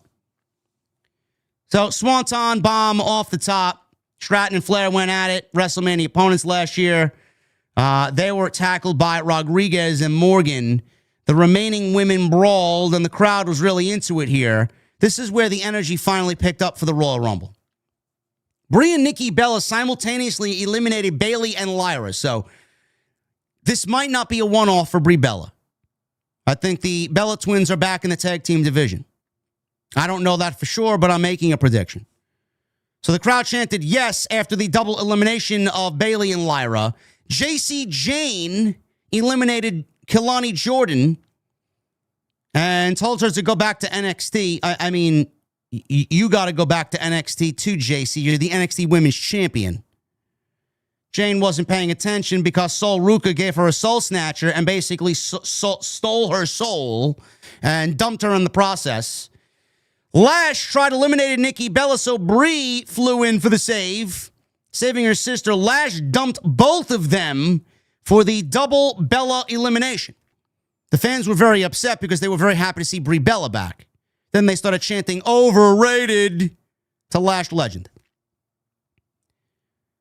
So Flair, she went after Lash next, and Lash then booted her off the apron for another elimination. So within seconds, Lash Legend eliminated Jordan Grace earlier, and then within seconds, the Bellas and Charlotte Flair. So Io and Lash battled on the apron next. Io got Lash in a leg lock. Lash smashed Io with her other leg, and Sky fell out for another elimination for Lash. She eliminates Io Sky. So we got Nikki, Brie, Charlotte, Io, and Jordan Grace all eliminated by Lash Legend. Ripley was pissed seeing that her partner got eliminated by Lash Legend, so she faced off with Lash. Morgan, Sol Ruka, and Stratton all tried to get involved, but Ripley and Lash knocked them down so they could stare at each other for a little bit and go at it. Michael Cole said that this is a future WrestleMania match in the making. No, it's not. Lash got the better of the exchange and booted Rhea Ripley. Ripley got back to her feet. Rodriguez booted her right back down. Rodriguez went at it with Lash. Lash got the better of Raquel. Lash then fended off Rodriguez again after she started coming back at Lash. Ripley clotheslined Lash out of the ring. That got a big reaction. Rodriguez gave Ripley a Tejana bomb over the top rope and onto the apron. So at this point, Ripley was hanging on, and Ripley eventually was eliminated by Raquel Rodriguez. I might have made a mistake earlier in my anger and ranting earlier, and I said Lash eliminated Rhea. No, it was Raquel Rodriguez who eliminated Rhea Ripley, which is good because Lash got enough. She got enough shine in the Royal Rumble. She eliminated Charlotte and Io. I think that's more than enough for Lash Legend on the night. So Raquel eliminated Ripley. That got a surprising reaction. Fans went nuts when Morgan then eliminated from behind because Rodriguez is stupid. Dumb fucking... I don't believe how many people keep their back turned. She's gloating that she eliminated Rhea Ripley, and she's yelling at Rhea, I did that. Yeah, I see it. Turn around. There's other women in there. Liv Morgan, without any hesitation, dumped Raquel Rodriguez over the top rope. You can't get angry at her. It's every woman for themselves. Can't get angry. Raquel is getting a championship match against Stephanie Vaquer on Monday. I'll talk about that in a second. So now we're down to the final three. Liv Morgan, Tiffany Stratton, and Sol Ruca. They all traded moves until Stratton gave Morgan a prettiest moonsault ever. Sol avoided the move and hit the other two with a double Sol snatcher. Sol tried eliminating them simultaneously, which would have made her the winner here, and I don't think people would have complained. But they all avoided elimination, and they dangled on the top rope, and they all ended up on the apron. Sol, I don't know what she was thinking here. She went and tried her finish on Tiffany on the apron. She went to go do a Sol snatcher on Tiffany on the apron. I don't know how she would have survived that, but she's very nimble and athletic. So I would have loved to see her try. But doing that move on the apron cost her an elimination, and she was eliminated. So Ruca tried that move on Stratton. Stratton swatted her down, eliminated her. Morgan immediately hit Stratton with Oblivion, knocked her off the apron. She hits the ground, and Liv Morgan wins the Women's 2026 Royal Rumble. The first 40 minutes of this match were largely a waste of time. It was until number 20 when EO came out there when things started to pick up. I don't know why WWE backloaded this match with all of the big guns. I don't. Instead of spreading them out and giving this crowd something to get invested in. They backloaded this match and they left all the people that this Saudi crowd did not give a single shit about, put them in the beginning of the Royal Rumble, which in my opinion, I tweeted out before the match even ended. I'm like, guys, I'm just waiting for the final four. This is a rough watch here. That first 40 minutes was a rough match. Nobody cared. You need to understand that when a crowd like that is that lifeless, we feel every bit of that at home. Every bit of that. I don't know why WWE booked that match the way that they did. I really don't. Now, when it was over, and you can quote me on this because I'm very firm in how I feel about this. This is not the best women's rumble. I don't even know what the best women's rumble is, honestly. I have to go back and kind of refresh my memory. But the last 20 minutes of this, I would put up against any of the other women's rumbles. Genuinely. I thought what they did in the last 20 minutes was very good. I like the fact that they gave Lash Legend some shine. Do people believe in Lash Legend? No, but the company has high hopes for her, and they gave her a big spot, eliminating Io and Charlotte Flair, the Bellas, and Jordynne Grace. That's nothing to sneeze at. It's up to Lash Legend now to take that momentum and run with it. I don't really see what the big deal is there yet. I want to. I'm not writing her off, but right now I just don't see it. In fact, I see Kiana James being a more adequate in-ring star than Lash Legend. I do. I think that's who you should be paying attention to in the current crop of new women, outside of the Sol Rucas and women like that. I think Lash Legend still needs a lot of work. But clearly you see what WWE thinks about her. And the thing is, we're very critical of WWE. They need to focus on the future. They need to start building new stars. They did that. They did that with Lash. They gave her a big role in this Rumble. And then she was met with chants of overrated. These are the Saudi people who want to live and breathe this WWE product. But when a people like this is booing Lash Legend and chanting overrated, I would assume that a lot of the fans feel the same way. Like we see when WWE wants to be blatant with something, they are not afraid to be blatant with it. And I think them shoving Lash Legend in everybody's face is going to backfire because what you see is not really matching what WWE sees. She needs to get it right. She needs to get it together. Right now, it's not there. But they gave her a big spot. So hopefully this is the start of something. We had the eliminations of Raquel by Liv. I thought that was great. It plays into the Judgment Day story now. I think that's fantastic. I'll get to that in a second. Kairi and Asuka. I don't know what's going on there. Are they splitting the Kabuki Warriors up? Is Kairi going babyface? I don't know. We'll see what happens. WWE's adding the Bellas maybe to the tag team division. So if they want to break away one team and split Asuka and have her be a heel and Kairi be a babyface, they very well could do that. I don't know. But I thought some of the eliminations were really good.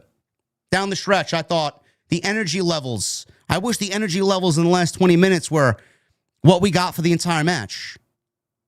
It's just that these people want to see who they want to see. They want to cheer for who they want to cheer for. And the people that aren't stars in their eyes are going to get no reaction. Poor Kalani Jordan. Poor JC Jane. Poor Jordan Grace. Natty. Maxine. Ivy Nile. Kiana James. I mean, these people were met with silence. I'm not sure how it would have been any better here in the States, but it was just fucking blatant. You know, it almost felt like the fans there made all these women feel irrelevant. And watching that at home is not a fun watch. It's like I'm watching Thunderdome all over again. Give me something. You're there for the Royal Rumble. It's the biggest match of the whole fucking year. Make some noise. Liv Morgan wins. This was the right winner. I predicted this for weeks. I just felt like it was her time. I feel like WWE is really going to go all the way with Liv Morgan. Plus, I think Liv Morgan winning creates the best story. Now, Raquel Rodriguez is an interesting aspect here going into Raw. She's wrestling Stephanie Vaquer for the WWE Women's World Championship. I can't see WWE taking Stephanie and not having her walk into WrestleMania as the Women's Champion. The thing is, who does she wrestle? Right now, I would say it's slated to be Stephanie and Liv Morgan. If WWE wants to have a WrestleMania that takes some chance and some risk, if Triple H finally wants to have his fucking grapefruits drop, he wants to be risky, he wants to be different, he wants to move out of Sesame Street for the time being. Liv Morgan won the Royal Rumble. What if Raquel Rodriguez actually beats Stephanie Vaquer for the Women's World Championship? And what if Roxanne Perez enters the Elimination Chamber and wins the Elimination Chamber? And she challenges Raquel Rodriguez for the Women's Championship at WrestleMania. We may be looking at a Judgment Day Women's Triple Threat at WrestleMania. Now, that would take some unbelievable fucking balls from Triple H to do. Genuinely. I feel like that could be a compelling story if they want to tell that. Because I'm not really sold on Liv Morgan and Stephanie Vaquer. What do they have to do with each other? If I am taking a pick of the two possible scenarios, I'm going Liv, Raquel, and Roxy. Because you know you're going to get a great match with Roxy. Raquel has done some great work in the Judgment Day, and Liv Morgan is super popular. But again, I might be fucking blowing smoke up your ass and giving you something that sounds great, only for WWE to go the most boring way possible. Then if you take Stephanie out of the equation, what does she do at WrestleMania? Not like they've done anything with her anyway. Feel like they've taken her for granted. The biggest thing about her title defense is a match against Io when she won it at WrestlePalooza. She hasn't done anything since. The other call to fame is an injury that she just came back from. Liv Morgan wins the Royal Rumble. Stephanie could lose the championship to Raquel Rodriguez on Monday in a Philadelphia street fight, and Roxanne Perez could win the Elimination Chamber. Then you can get me Bianca and Jade Cargill, however which way you want. They could have that play out on SmackDown, or Jordan Grace, involve Jordan Grace if you want. All in all, this was an okay Women's Rumble. Not going to give it a complete thumbs down. It's going to be more thumbs in the middle, but I liked the last 20 minutes or so. Some of the eliminations were good. It's set up for potential story. I liked the winner in Liv Morgan. But man, that first 40 minutes was fucking rough. Honestly. Makes you even wonder why WWE would even contemplate going back and doing a Royal Rumble here or anything on a scale like a Royal Rumble or a WrestleMania, if this is the way the reactions are going to be for some of the women that go out there. AJ Styles. He went one-on-one with Gunther. If AJ loses, he must retire. Now, AJ was careful with his words on Monday night. He said his WWE career would be over. Now, I don't know what Triple H said on the post-show for the Royal Rumble today. I don't know what the dirt sheets are saying in regards to AJ Styles. I don't know. Someone in the chat said, Triple H said, AJ is completely done wrestling. Man, you really must be paying him some sweet Legends deal or deal after retirement for him to not jump to Tony Khan's promotion. AJ and Gunther, they wrestled a couple of weeks ago, and the whole story was AJ made Gunther tap out. Gunther tapped out, plain as day. Gunther tapped AJ's leg away from the vantage point of the referee, and AJ, like a fool, he got up thinking that he won the match. Because Gunther tapped out, he thought the referee saw it. The referee said, no, I didn't see Gunther tap out. The match is still continuing, only for Gunther to low blow him and then deliver a powerbomb 1, 2, 3. So this was the rematch. AJ wanted the rematch. AJ wanted another shot. Gunther said, you want a match with me? Put your career on the line. He was going right for the jugular. This guy was going right for the kill.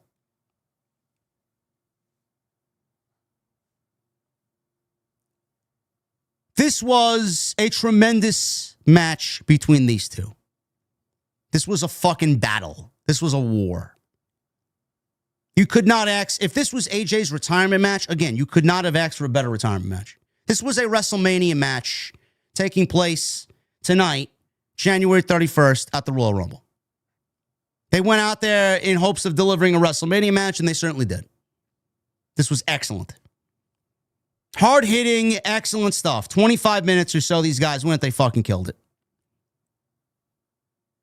Styles got a great reaction.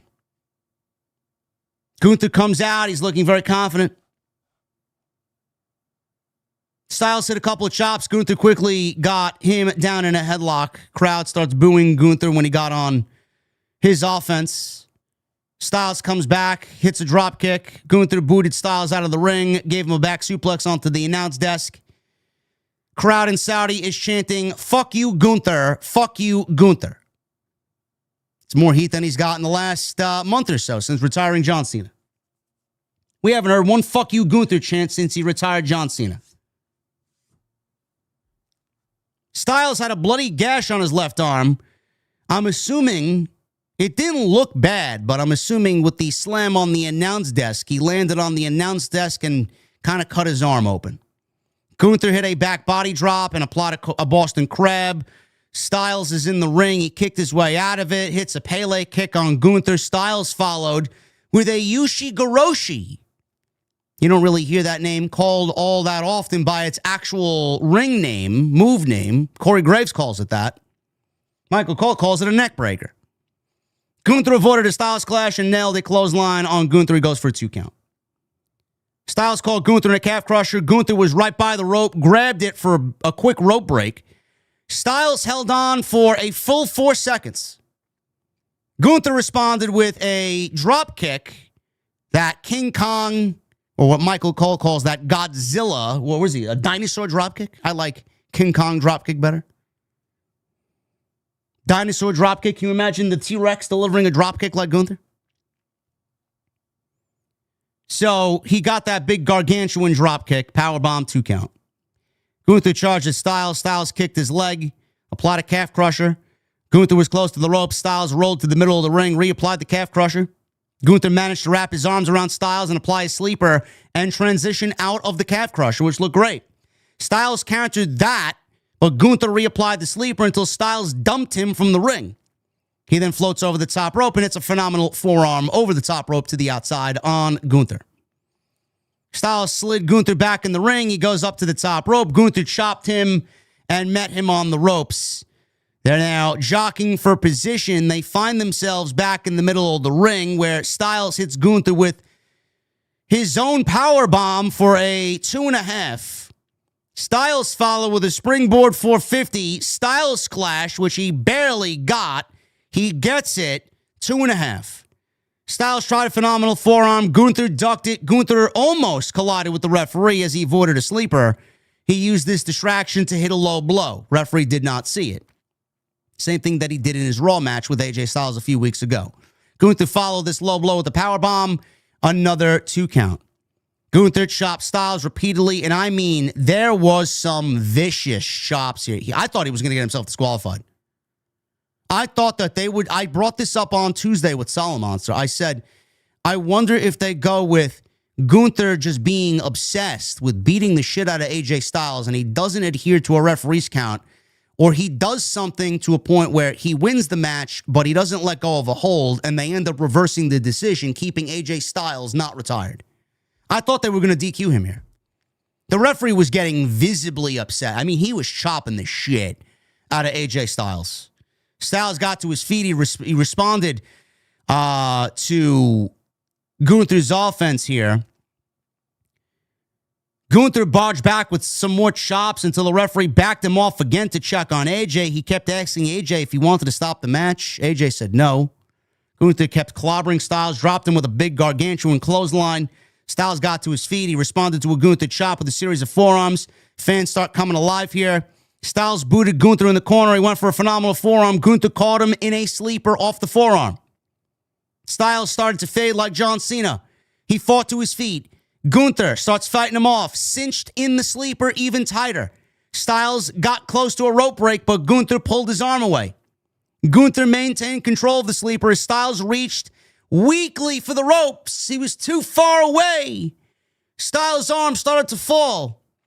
You physically started to see him fall asleep. The referee checked his arm, and as Styles' arm hit the mat, he was out. The referee called for the bell, yelling, AJ! AJ! AJ! The bell rings. Gunther wins. AJ don't realize what happened. At least he didn't tap out smiling. Gunther retires AJ Styles. His WWE career is over. I've seen some people here and there on social media. Well, why did they give John Cena the 3-arm drop and they didn't do it with AJ Styles, JD? I don't know what more you want to know. What more do you want to see? The referee was right there looking at AJ's arm fucking absolutely fall until it hit the mat. Why do you need to check and drop his arm 3 fucking times? Because it's pro wrestling 101 protocol? The guy watched his arm legitimately fade. He watched him legitimately fade to black. Why do you need to raise his arm? Why add more theatrics to it? Just let it be. Let it be what it was. He passed out. He was reaching for the ropes and his light faded and he dropped the arm. People are mental. People don't think. People are legitimately mental. AJ looked dead. Yes, AJ looked dead. That's why they didn't do it. Fucking stupid motherfuckers on social media. You complain about it. I get the quote, he complains about everything. Yet these people are complaining about the one thing that shouldn't be complained about. No need to do the 3-arm drop. He was already out. Gunther wins. This is where it gets interesting. Again, if WWE wanted to be fucking in the position to shock fans, I thought they were going to maybe do something that was completely out of the box and shock everybody. Styles woke up to realize the match was over. Gunther was already gone. He woke up, the match was over, he realized he lost. The crowd was filled with disappointment. People were shocked. Sure, the fake reactors were like, oh man, AJ retired, I can't believe it. Bro, you seen this coming a mile away. There's nothing to be fucking fake shocked about. Styles woke, the match was over. Styles got to his feet. The fans gave him a massive reaction. Thank you, AJ. Thank you, AJ. Crowd's chanting no. They're chanting no because AJ started to take off his gloves. He started to unvelcro his gloves, and he wanted to leave his gloves in the middle of the ring. Looked like AJ was about to cry. AJ was obviously very emotional. I'd be lying if I told you I didn't shed a tear. I don't like moments like this. AJ is still young yet. I'm not a pro wrestler, but it seems very out of ordinary that AJ Styles is retiring when he is still one of the most elite performers in the business. We lost Styles, we lost Tanahashi, we lost Cena, we're losing Megadeth this year. A lot of farewells this year. Styles is listening to the crowd reaction. He's overly emotional. He decides to Velcro his gloves back up, and he goes up and does the phenomenal pose in the ring, and he looks at all four corners. His music played. He walked up the ramp. He gave a kiss goodbye and left.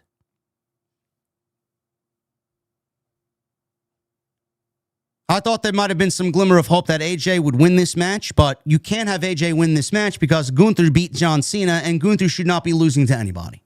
Otherwise, you defeat the purpose of him beating John Cena. John Cena put Gunther over so that Gunther can take whatever is happening now and the story that they are telling to advance it to whoever beats him, and it legitimately means something. If Gunther lost in his first major PLE match after retiring John Cena, you would have absolutely wasted everything they did with John Cena.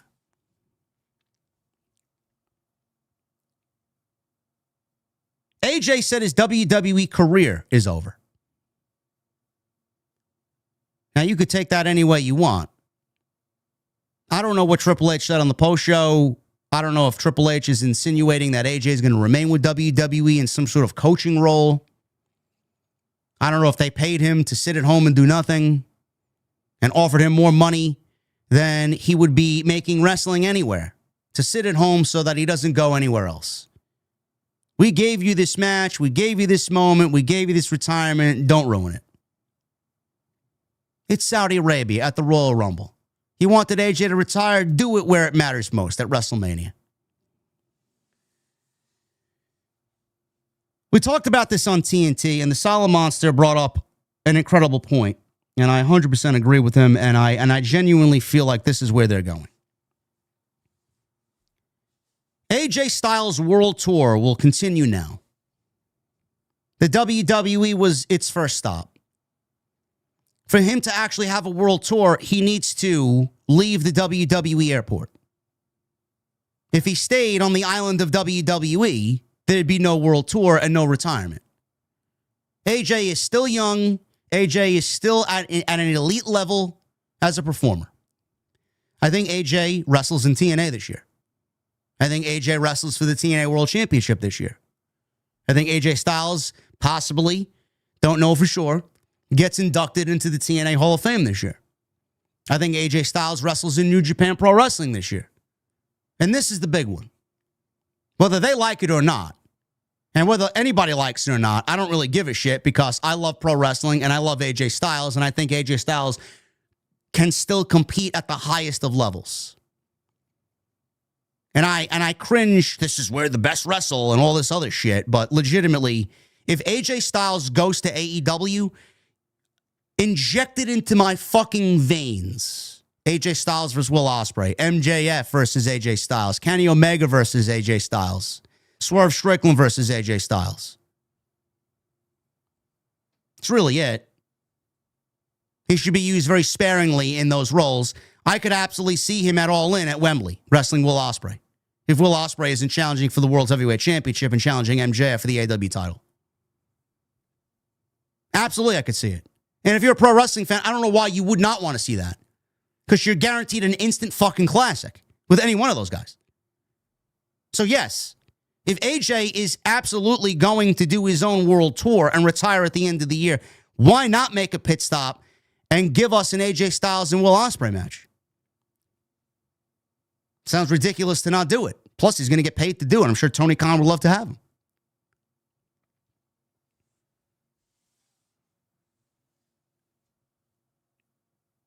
This is a situation where I still think fans don't believe it. And again, WWE, I mean, they have shocked people here now twice with Gunther, retiring legends. What are we doing with Gunther from this point on? You haven't beat AJ Styles, which I don't really understand why they sent him out there in the Royal Rumble to get dumped over the top rope by Roman Reigns. I would have not even included him in the Royal Rumble, period. Like, if I'm AJ Styles, I'm kind of upset at that. Like, I lose to this guy and kind of throw a log onto that Gunther fire that is burning, right, with this career killer gimmick, only for him to limp into the Rumble at number 30 and then get dumped out after 10 minutes. I wouldn't have even included him there. This was sad. It's sad because we know AJ still has a lot left. We don't really know that because we're not AJ Styles, but he wrestled tonight like he still got a ton left to go. And it's sad when someone this good calls it quits. No matter what. No matter if AJ goes to New Japan, TNA, AEW, I think one thing is for certain. We'll all be watching. I don't think he is quitting pro wrestling. I think he is leaving WWE to go do what he wants to do before he wants to retire completely.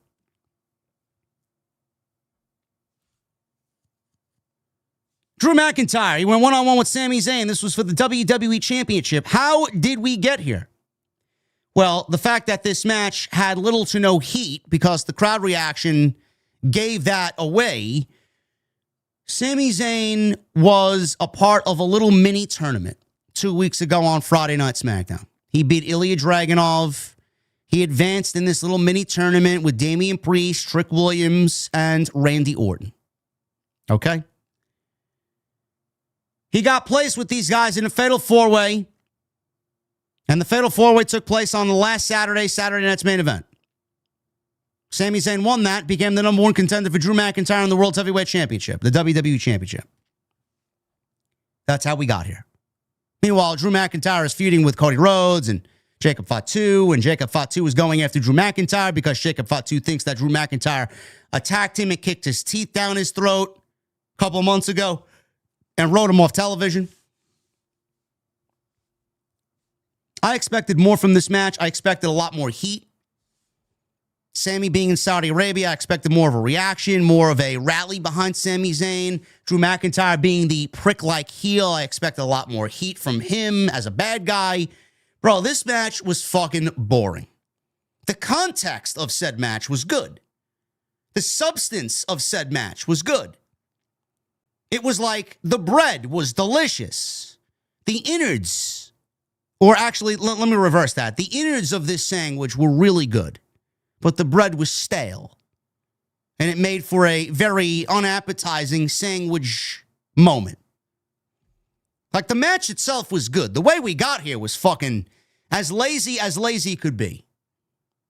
And WWE only has themselves to blame. Well, why didn't this get the proper amount of heat? I thought Sami was big in Saudi Arabia. Drew McIntyre's a great heel. Bro, if you put little to no effort into the fucking story and little to no effort into the build, you're going to get little to no effort from the crowd reaction when you actually have to have the match. I don't know how many times I need to preach to the choir. When the story is great, the match is greater. Stories, if told properly, could take a bad match and make it into a great match. You took two great pro wrestlers here, gave them no fuel going into Saudi, and you expected them to come out winning the Indianapolis 500. I don't understand that. You can't do that. They've lost the plot. And this is what Triple H gets for building moments. The guy is moment. Motherfucker, if you give me a story, your moments would be great moments. Instead of moments that fucking go off like a fucking fizzy firecracker on 4th of July that burns out in your hand. Bro, cut the shit with the fucking moments. Sami Zayn won this fatal four-way in Montreal. Moment. Sami Zayn gets a WWE title match in Saudi Arabia where Sami is big time over. Moment. Meanwhile, what did the moment yield, Triple H? What did it yield? Like when I pull a shot of espresso and my puck prep is so fucking terrible that the puck and the espresso yield no espresso. It yielded you nothing. Ridiculous. Tell me when I'm telling any fucking lies. Please, tell me. Tell me when I'm telling any lies.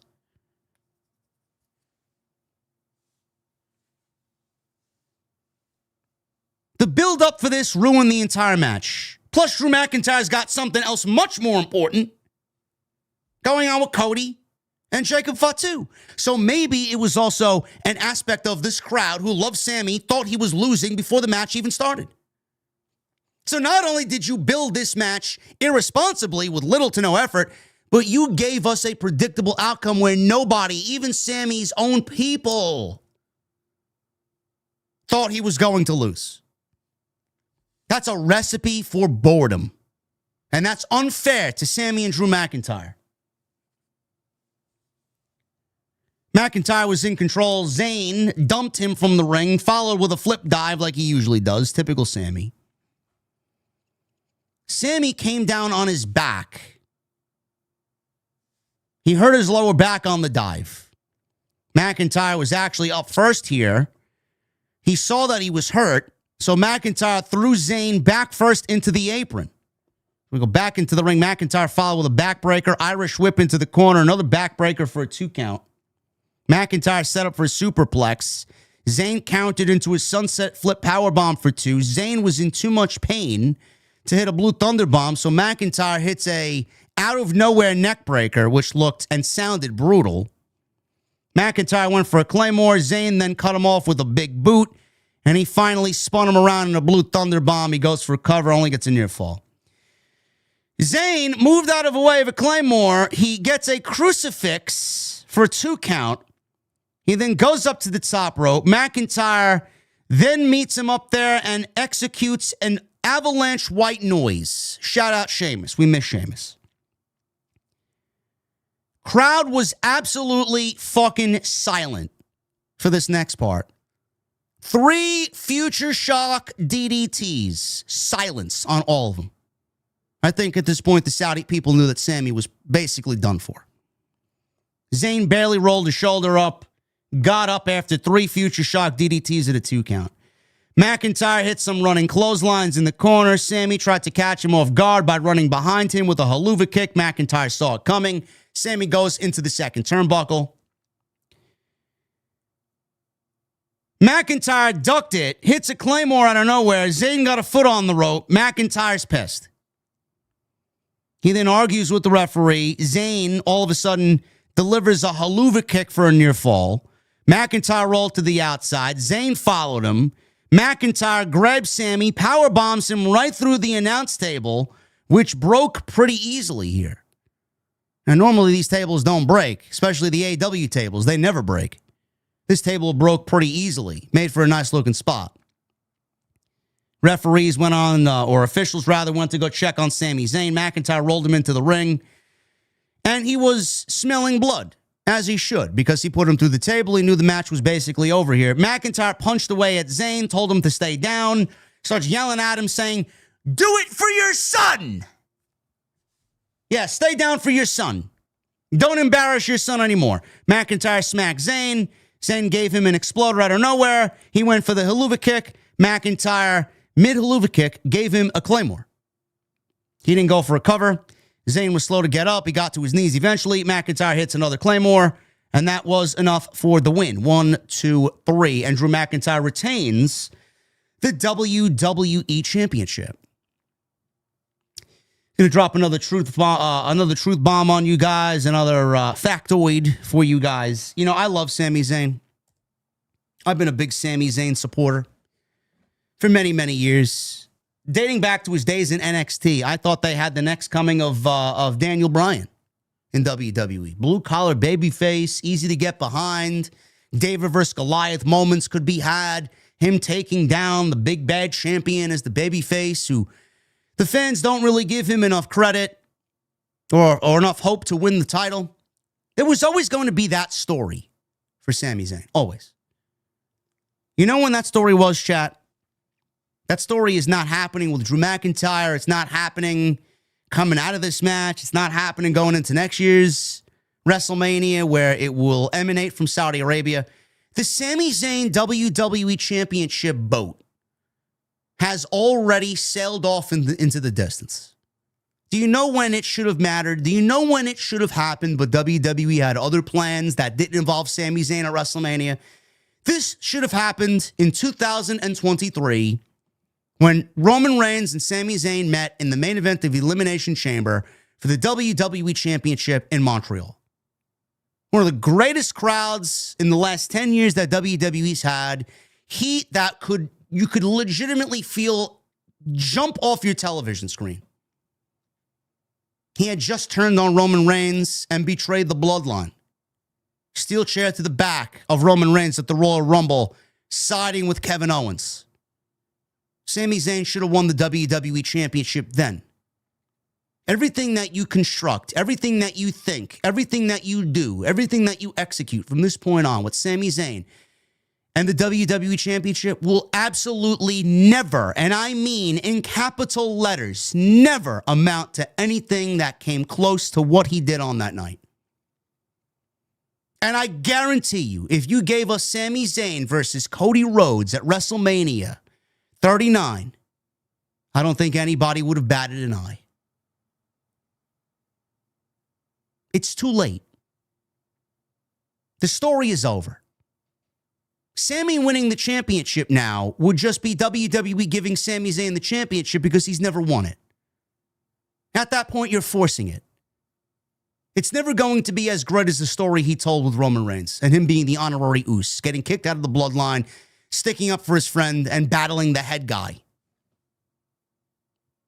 Again, tell me when I'm telling any sort of lies. All of this is going to pale in comparison. And it's only going to feel much worse as we get closer to next year's WrestleMania, where people are already claiming Sami should win the Rumble. Sami should win the title at WrestleMania. Against who? Against who? What, so Triple H can fucking jerk off to another one of his wrestling moments? Look at what I did, Pops. It's Sami fucking Zayn. 4 years later from the moment he should have won the fucking title. But Vince McMahon was still in charge during WrestleMania 39, and Sami Zayn winning the WWE title under Vince McMahon was never going to fucking happen. The story and the moment is over. I'm a huge Sami Zayn mark. I'm even admitting your moment is dead. It's time to move on.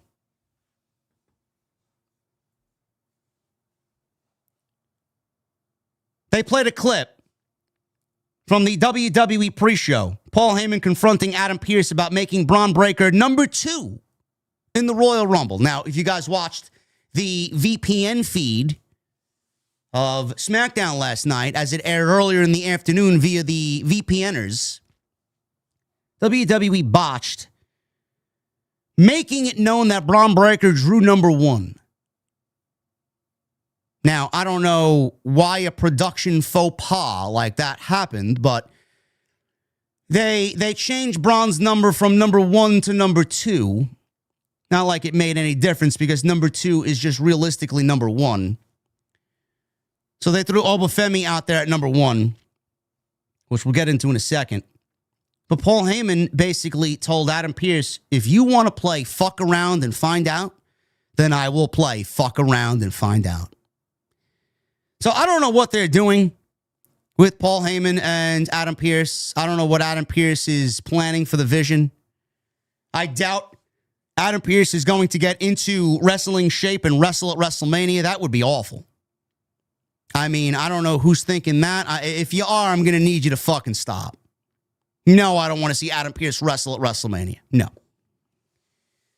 So he made, well, he didn't really make. Paul Heyman assumed Adam Pearce was doing everything he could to fuck the Vision over. But Adam Pearce kept telling Paul Heyman, Paul, it's a randomized drawing. Your guy chose number 2. I had nothing to do with it. Get out of my fucking face. Paul Heyman didn't believe him. So we get to the men's Rumble match. Obafemi came out first. I audibly let out an oh shit. I did not expect that. I did not expect Obafemi to come out first. So we all knew Braun Breaker was coming out second. Braun Breaker came out second. I said, chat, this is your future WrestleMania main event in the next 3 or 4 years. Obafemi, Braun Breaker is your WrestleMania future right there. Now, I don't know. Maybe WWE is thinking that same way, being that we got these guys number 1 and 2. Maybe they aren't. But I'm going to look at it as this is WWE basically telling you what they think their WrestleMania main event future is going to be. Right here. Obafemi and Braun Breaker. Now, Oba came out first, and he was getting chants in Saudi Arabia, which was great. Braun Breaker came out second. However, during Braun Breaker's entrance, before he even got to the fucking aisleway by ringside, he was attacked by a masked man. Braun Breaker was attacked before he even got in the ring by a masked assailant. So apparently, this guy attacked Breaker in the aisleway, hits him with his super kick, a curb stomp, throws him into the ring steps, threw him into the ring. The bell rang to start, and Obafemi eliminated Braun Breaker in what had to be 5 seconds.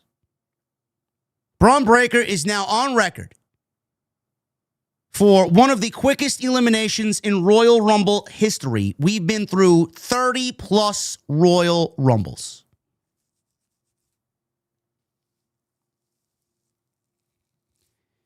The one thing that bothers me about this is that WWE did this one spot.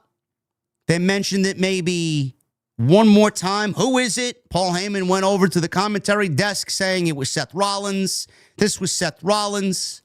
They never mentioned it ever again. It happened, and they moved on with the rest of the match. They didn't even make another mention of it throughout the entirety of this Rumble match.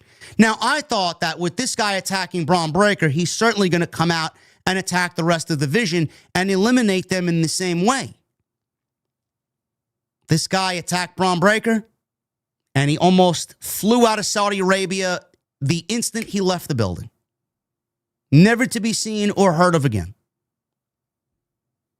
This is the night where you don't keep a masked man secret. If Braun Breaker, who was an odds-on favorite coming into this Royal Rumble, is eliminated in that fashion in 5 seconds because of a masked man, then you should be hyping that shit up about who it could potentially be. Or better yet, have him show his face to do the same thing and eliminate all of the vision from the Royal Rumble match. The guy should have been a constant presence throughout the entire show. Having him show up, eliminate Breaker, and then never to be seen or heard of again reeks of fucking lazy. Now, the guy delivered a curb stomp. He looked a little too long and lanky to be Seth Rollins. But that doesn't mean WWE had some geek play the fucking role of this masked man, only to then have it be revealed as Seth Rollins. They could certainly do that. Maybe Rollins isn't ready. Maybe WWE looks at Rollins not ready now, but who's to say he won't be ready come February 28th? And the Elimination Chamber. Or whenever it is, the 21st, whatever. Who knows? Do I think it's Seth Rollins? Yes, I do. Yes, I do.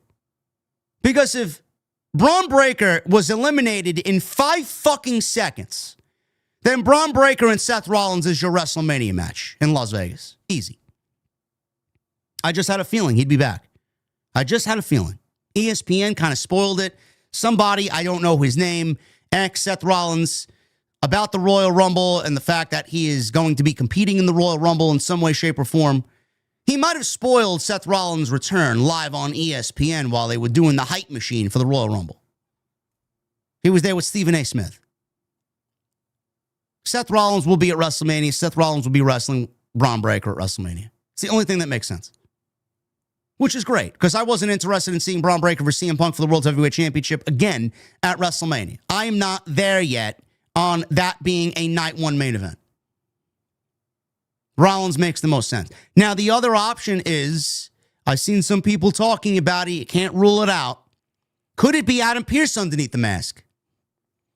I hope to fucking God not. I don't want it to be Adam Pearce. I think that would be ridiculous. But he did tell Paul Heyman, you want to play fuck around and find out? Maybe he's got this vendetta against the Vision and he's just kind of low-key playing it off like the innocent guy, but he's kind of really the one behind fucking them over. Maybe this was all a part of his plan to begin with when he allowed all of them to be in the Royal Rumble on Monday. And lifted Braun Breaker's suspension without a fucking thought. Now, the other idea is it could be Austin Theory working as a sleeper cell inside the Vision for one Seth Rollins. We're still running with that narrative. Meanwhile, Austin Theory was in the Royal Rumble tonight, helping the rest of the Vision try and win the Royal Rumble, which doesn't make any sense. So, no, it's not Austin Theory, and no, it's not Adam Pearce. It's Seth Rollins. Rollins might not be cleared yet, but Rollins will be revealed as the mystery man here. This new masked man that took out Braun Breaker.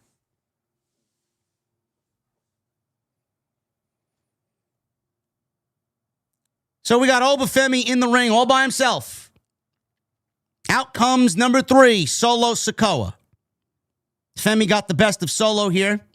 No Wyatt 6, no funny lantern.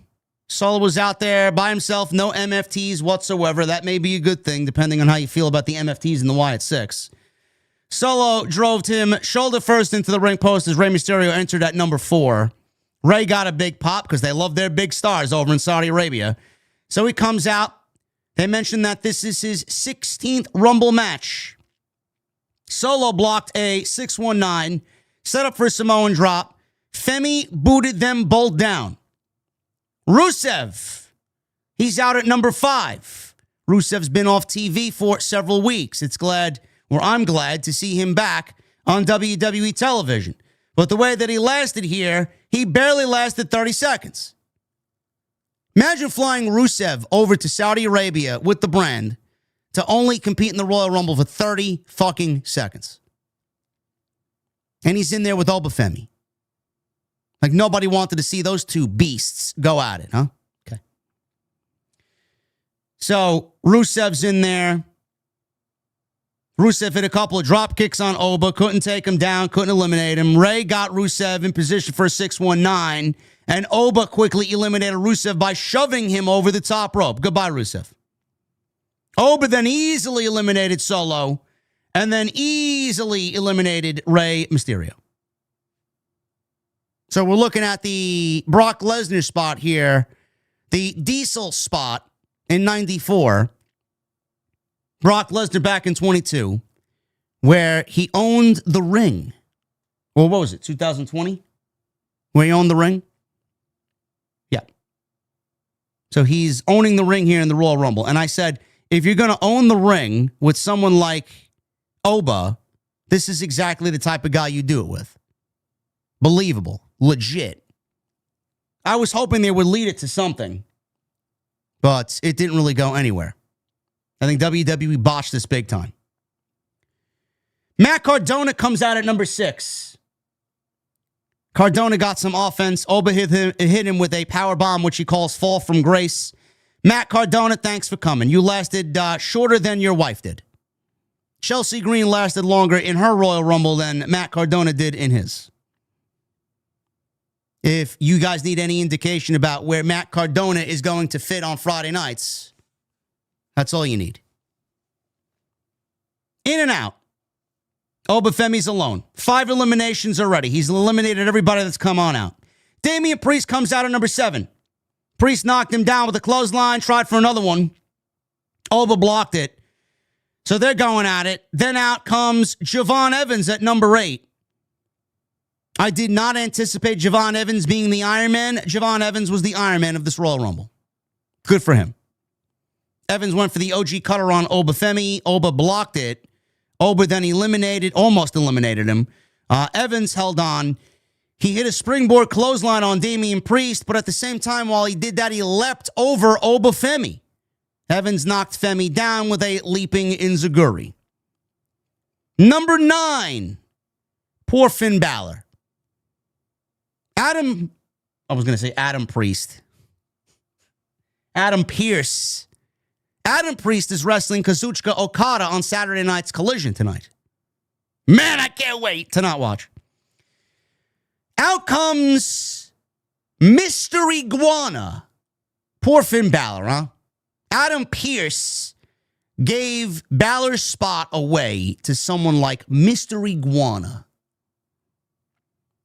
He came in and he gave Javon Evans a tornado DDT with the iguana in his mouth.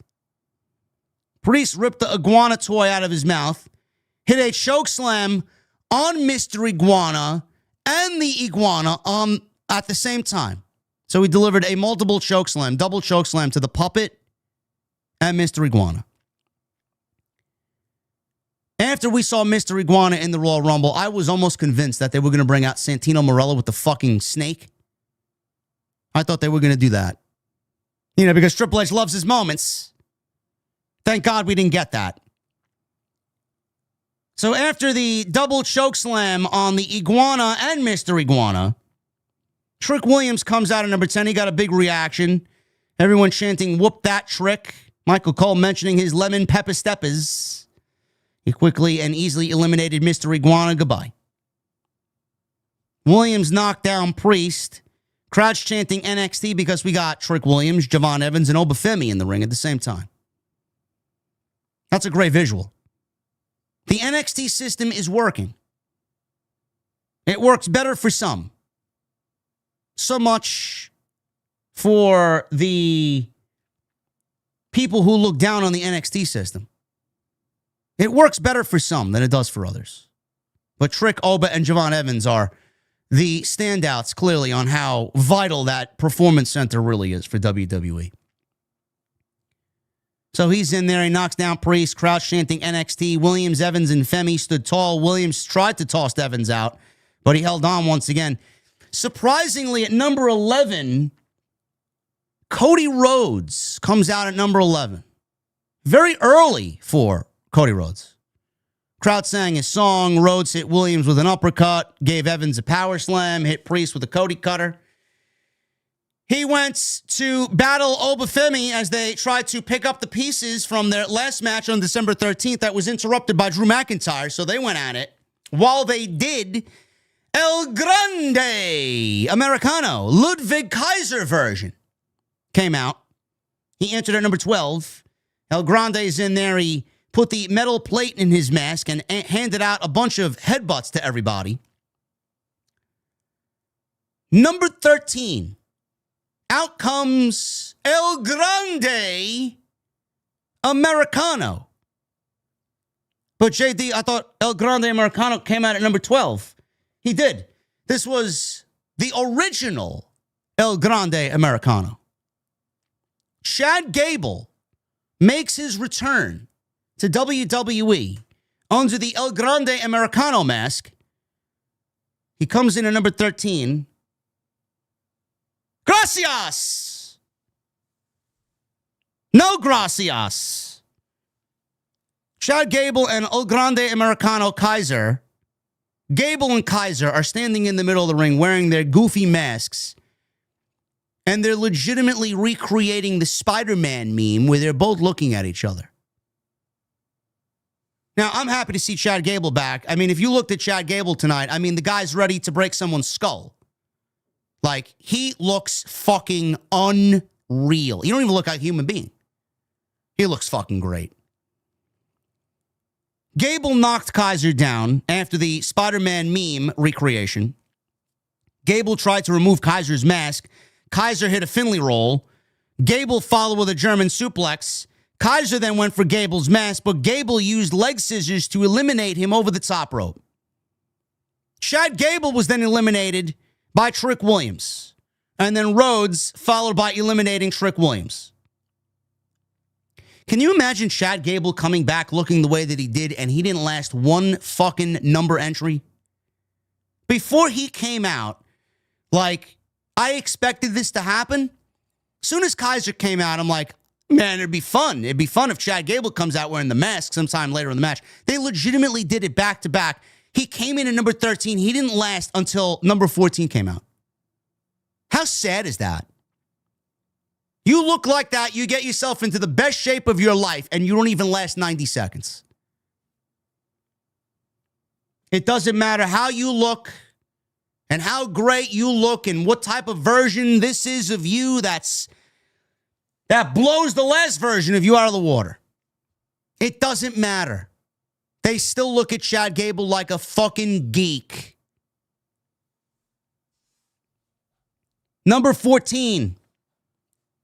We see the graphic on the big screen. It reads, Powerhouse Hobbs. I'm like, oh shit, he's keeping his name. And then they give way to Royce Keys. Powerhouse Hobbs, Royce Keys debuts with WWE as the number 14th entrant here. Even with Powerhouse Hobbs, nobody knew who he was. They showed Powerhouse Hobbs on the big screen. Does anybody in Saudi Arabia, does anybody in Riyadh watch All Elite Wrestling? Very, very, very, very, very, very, very few do.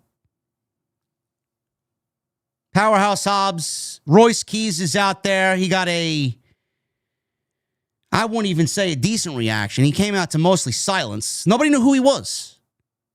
Nobody knew who he was.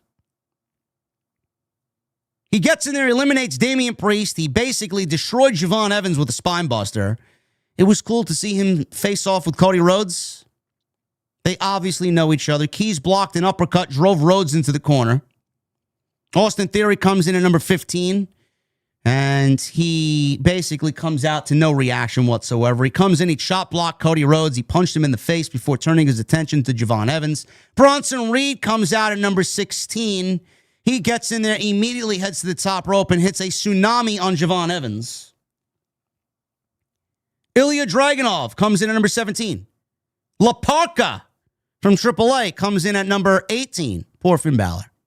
So we got two guys who are not even on the WWE roster being given Rumble spots, but Balor, who's unofficially the leader of the Judgment Day, can't even get a spot in the Royal Rumble.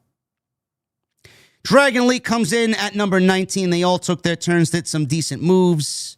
Logan Paul comes out at number 20. He gets some offense. Royce Keys squares off with Logan Paul. Logan looks at him and says, "Who the fuck are you? Who even are you?" Keys planted him with a World's Strongest Slam. Reed then faced off with Keys, so we got some meat, some meaty men, pause, in the chat. Keys was attacked from behind by Logan Paul and Austin Theory. All three members of the Vision teamed up on the former Powerhouse Hobbs. Reed clotheslined Hobbs over the top rope for the elimination. Crowd could not be bothered to give a shit about Royce Keys being eliminated, which makes me wonder why they debuted him here. You should have showed him up on Friday Night SmackDown like I pitched 2 weeks ago on TNT as the muscle for Trick Williams. But they wanted to showcase him here and have him in the Rumble for about 10 minutes. A Rumble that nobody's going to remember him being a part of. Not really the best debut for Royce Keys. Now, what brand he fits on, I don't know. I could see him fitting well on Friday Night SmackDown. So, Royce Keys eliminated. Reed held La Parka on his shoulders. Theory used a rolling dropkick to eliminate La Parka. Goodbye. Vision teamed up to eliminate Dragon Lee. LA Knight comes in at number 21. He got a great reaction. He eliminated Theory. Goodbye. LA Knight then gave Reed a BFT and eliminated Bronson Reed. So he did get his revenge on the Vision.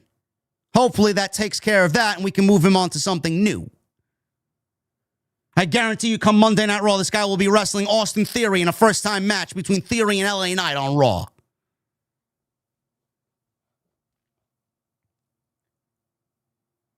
Brock Lesnar comes in at number 22. Paul Heyman was glowing. He walked out with Brock Lesnar. He got the kind of reaction that you would expect from this crowd. Everybody was very excited to see Brock Lesnar because he's a legitimate superstar. Lesnar comes in, hands out German suplexes to Cody, LA Knight. He absolutely decimated Javon Evans. Lesnar clothesline Dragunov, gave Evans an F5. And then this was all building up to Brock Lesnar facing off with Obafemi. And typical WWE, they have Brock Lesnar and Obafemi as the two lone guys standing in the ring with everybody else down. and the buzzer goes off. We're about to get Obafemi and Brock Lesnar face-to-face for the first time, teasing a potential WrestleMania match. The buzzer goes off, and we hear, awesome! And The Miz comes on out. I'm like, bro, are you fucking kidding me? See, this is where the 2-minute intervals allow things to breathe. Bro, was it even 90 seconds? Was it even 90 seconds? From when LA Knight eliminated Theory, Lesnar comes on out. He does what he does. He faces off with Oba, and then Miz is out at number 23, ruining the whole fucking moment because the camera moves away from Oba and Lesnar to fucking Miz. Bro, what are we doing? What the fuck are we doing? I was already agitated. Miz saw Lesnar. He didn't get in the ring. He basically allowed Obafemi and Brock Lesnar to do what they were doing. So we go back to Lesnar and Obafemi, but then we don't. Because Ilya Dragunov comes in and attacks Brock Lesnar. He chopped Lesnar repeatedly in the corner. Lesnar legitimately stood there laughing at Dragunov, one of the most elite fucking guys on the roster, a guy that is a badass fucking motherfucker. Brock Lesnar no-sold Dragunov in the Royal Rumble. Lesnar screamed in his face, dumped him out, and eliminated Ilya Dragunov. Lesnar handed out more suplexes and then once again faced off with Obafemi. Before we got the face-off, out comes Rey Fenix at number 24. I'm like, are you fucking kidding me?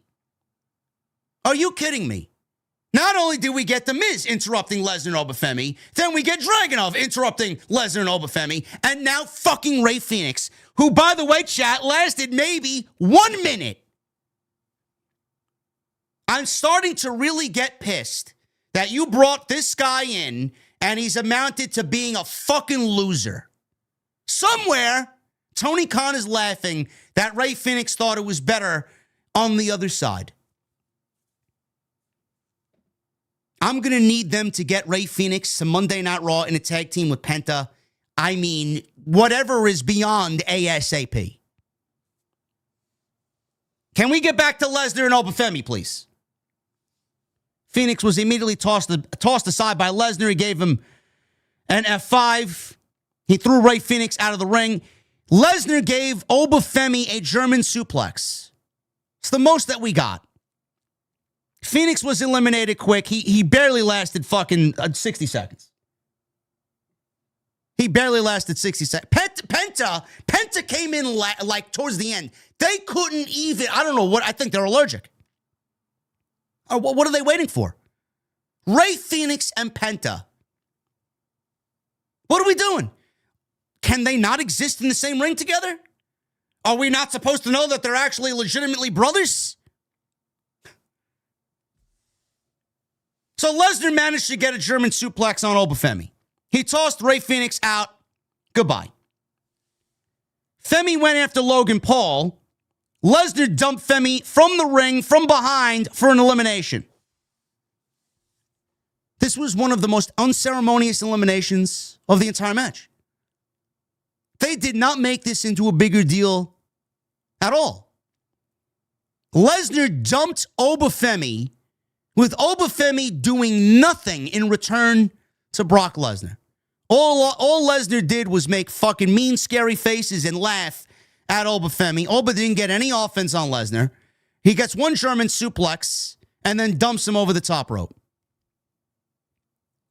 Bro, you had Obafemi owning this ring for the first 6 or 7 eliminations. And you don't send Brock Lesnar out there to have them own the ring on their own in front of a fucking Royal Rumble crowd inside the Royal Rumble where we don't get this at all ever? Did they royally fuck that up, or did they royally fuck that up?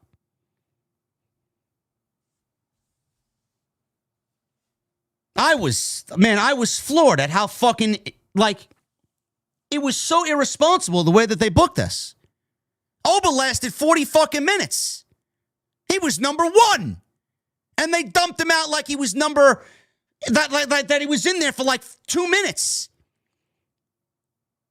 His elimination went off like Ray Phoenix's elimination, and he lasted 40 fucking minutes.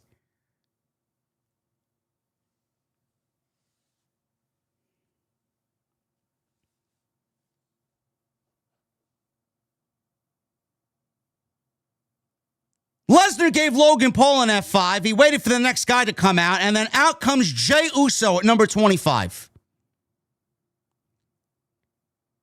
Jey didn't come down through the traditional means of using the fucking gorilla position walking down the aisleway. No, he had to come in through the fucking audience. He takes his time getting to the ring. By the time he got to the ring, number 27 would have been fucking out there. He took his time entering through the crowd. Rhodes and LA Knight teamed up. Bro.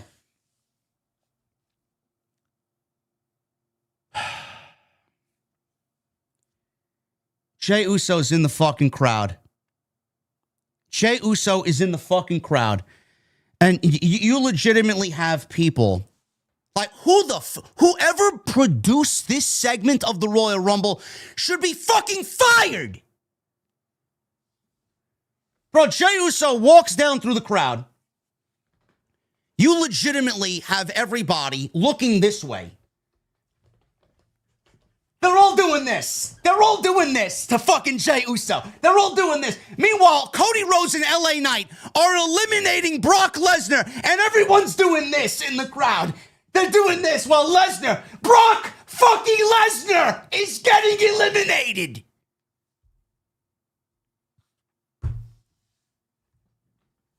Brock Lesnar was eliminated while half the fucking audience was acting like a bunch of circus clowns.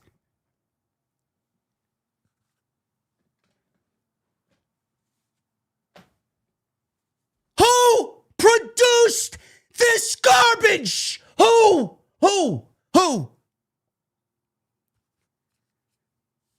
Not only did you eliminate Obafemi after he was in there for 40 fucking minutes, nobody made a fucking big deal about it at all.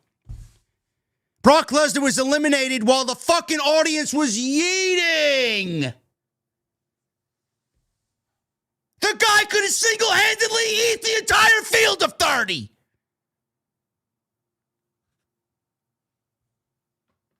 God, this shit fucking sucks.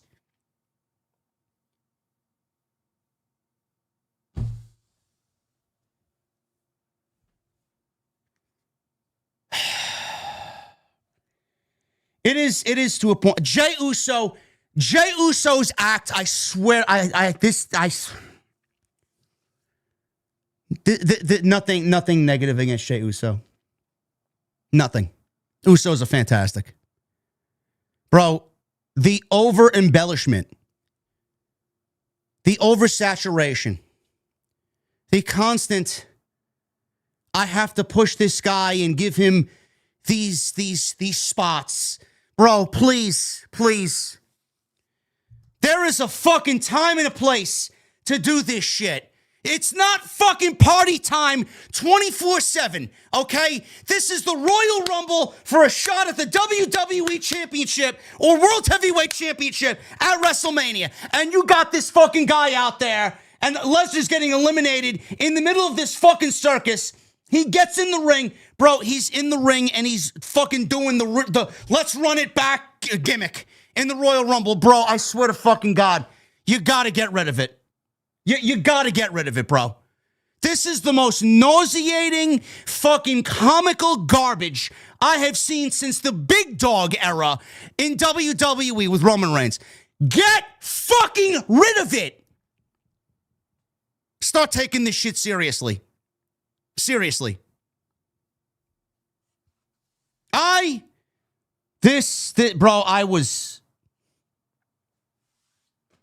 it's fucking terrible. It's fucking terrible. I don't give a fuck how many people are showing up. Man, I can't wait to go to WWE to experience Yeet. Man, what are you, a bunch of fucking manipulated, brainwashed, fucking half-witted idiots? Let me go there and Yeet, man. Lesnar's getting eliminated while everybody is looking at this fucking nonsense going on.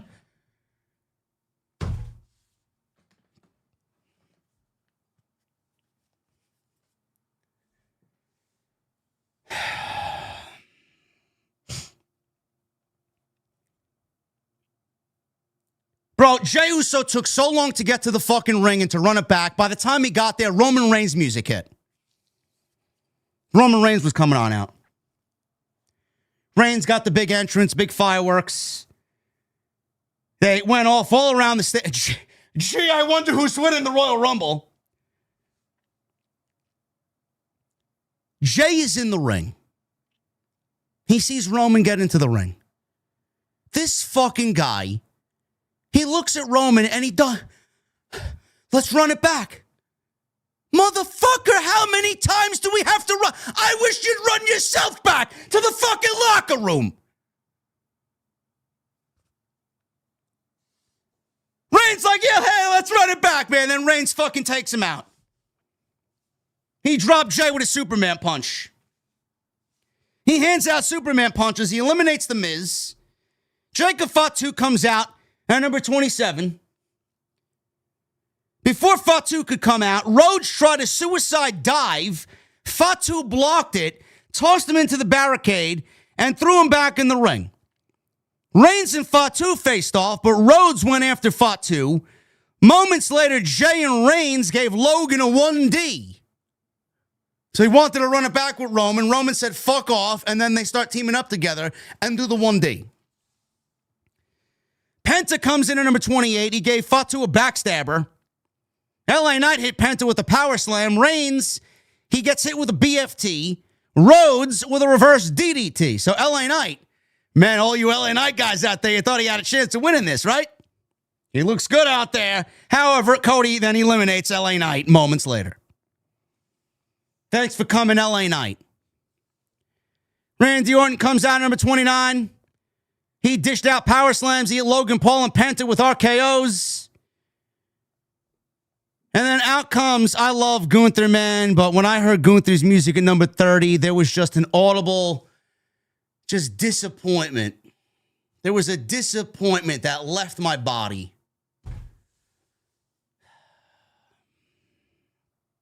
Gunther comes out at number 30. You know, in a fantasy world somewhere far, far away, if WWE really wanted to fuck things up, huh? Can you imagine AJ Styles retiring in WWE earlier in the night, only to show up at number 30 to win the Royal Rumble and go to WrestleMania, basically canceling his retirement? Man, that would have made the news feeds, huh? That would have made waves all over, everywhere. AJ retires and then doesn't in the same night by winning the Royal Rumble and going to the WrestleMania main event to challenge for the WWE Championship. Seen someone float that around on social media, but no, only in WWE 2K26 could you play out such fantasies. For $150 if you buy the NWO Monday Night War Edition.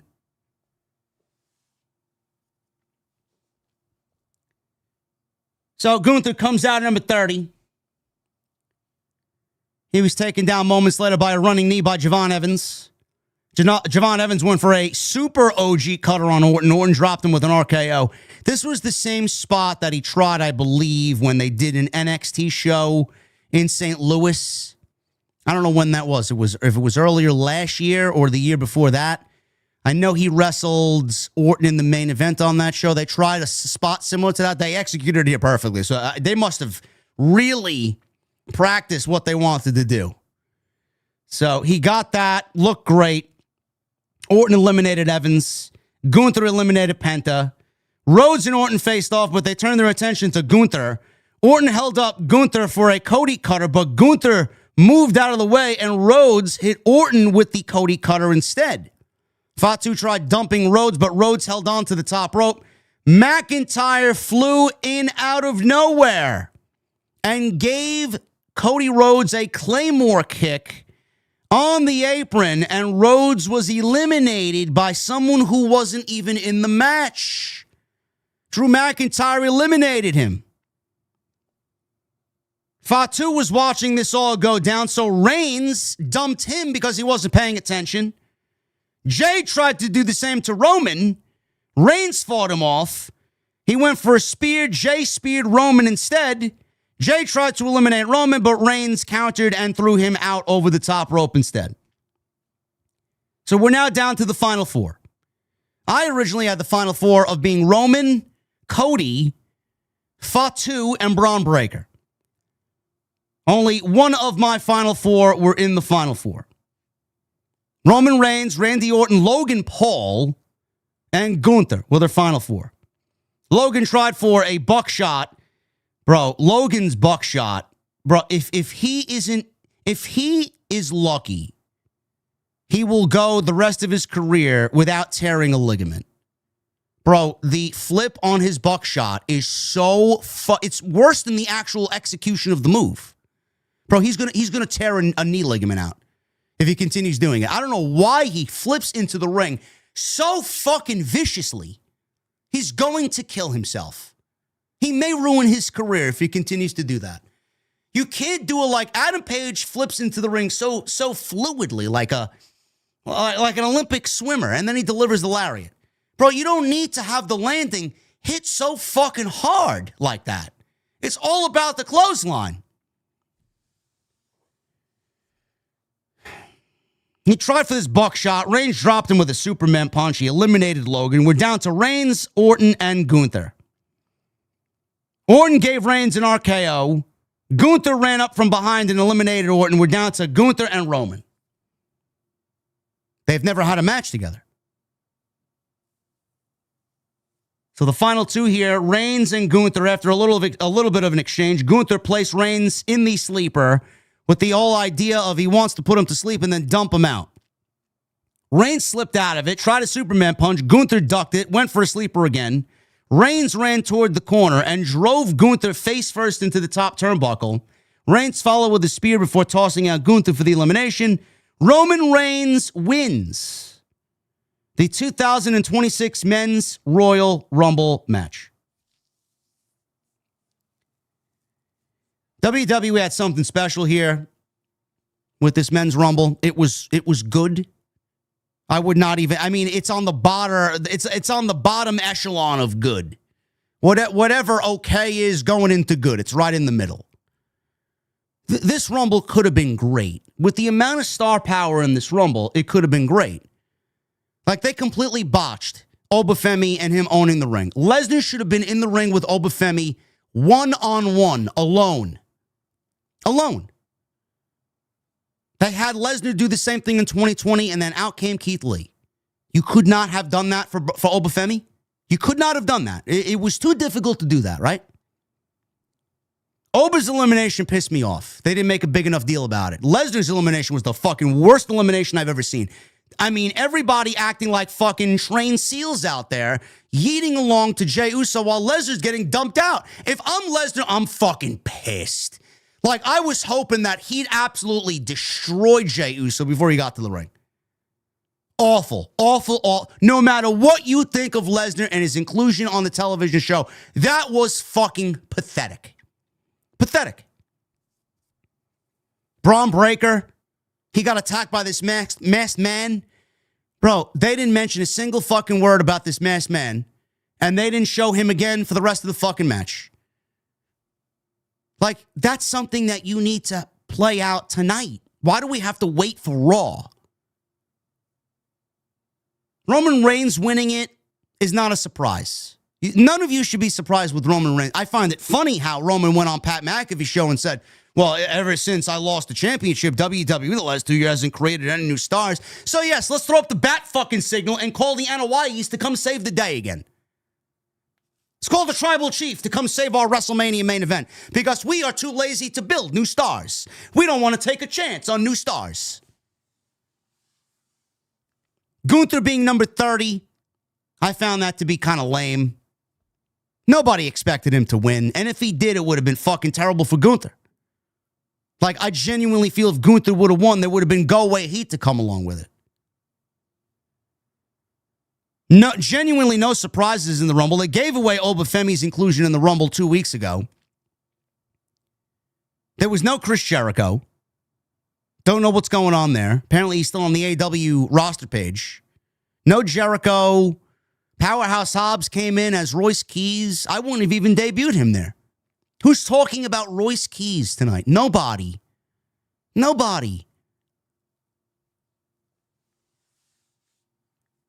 The men's Rumble went 58 minutes, much shorter than the women's. And WWE gave this win to Roman Reigns. So now Roman Reigns, my prediction is Roman Reigns and CM Punk for the World Heavyweight Championship. I could absolutely see Cody Rhodes winning the WWE title match or title back, and we get Cody and Roman. I don't know what they do. It's very open-ended. Right now, my current feeling is WWE is going to go with Roman and Punk, which would be funny because Roman always put down the World Heavyweight Championship as the secondary title in the company. Now he's challenging CM Punk for it, right? When he was the WWE Undisputed Champion, how many times did he put down that secondary championship when Rollins was holding it? How many times? Now he's going to challenge CM Punk for it. What do they have to do with each other? What do Roman Reigns and CM Punk have to do with each other? They haven't done anything together. The last time we saw Roman Reigns and CM Punk, Roman Reigns was he was fist bumping CM Punk. He helped CM Punk up. Cody Rhodes, this was inside War Games. No, they have nothing to do with each other. We're going to manufacture something now? Roman Reigns was the one to tell Cody Rhodes, I don't want anything to do with you anymore. But they won't do that match because Roman won't lose to Cody. Cody won't lose to Roman. CM Punk and Roman Reigns, Jacob Fatu, Cody Rhodes, and Drew McIntyre. They are going to need to add Jacob Fatu to the mix to make it exciting. A one-on-one match with Drew McIntyre and Cody Rhodes is running the risk of fatigue. Just like the report said that Roman Reigns and Cody Rhodes is running the risk of fatigue. Motherfucker, we've only seen that match twice. They've been in the ring 3 times, period, on pay-per-view. 4 if you want to count Bad Blood. 4. And that's when they teamed together. 3 times as adversaries. Or rivals. I don't understand why you're risking fatigue there, but Drew McIntyre, Cody Rhodes, you're not? How many times have they wrestled? 8? Fatu, McIntyre, Rhodes, Punk, Roman.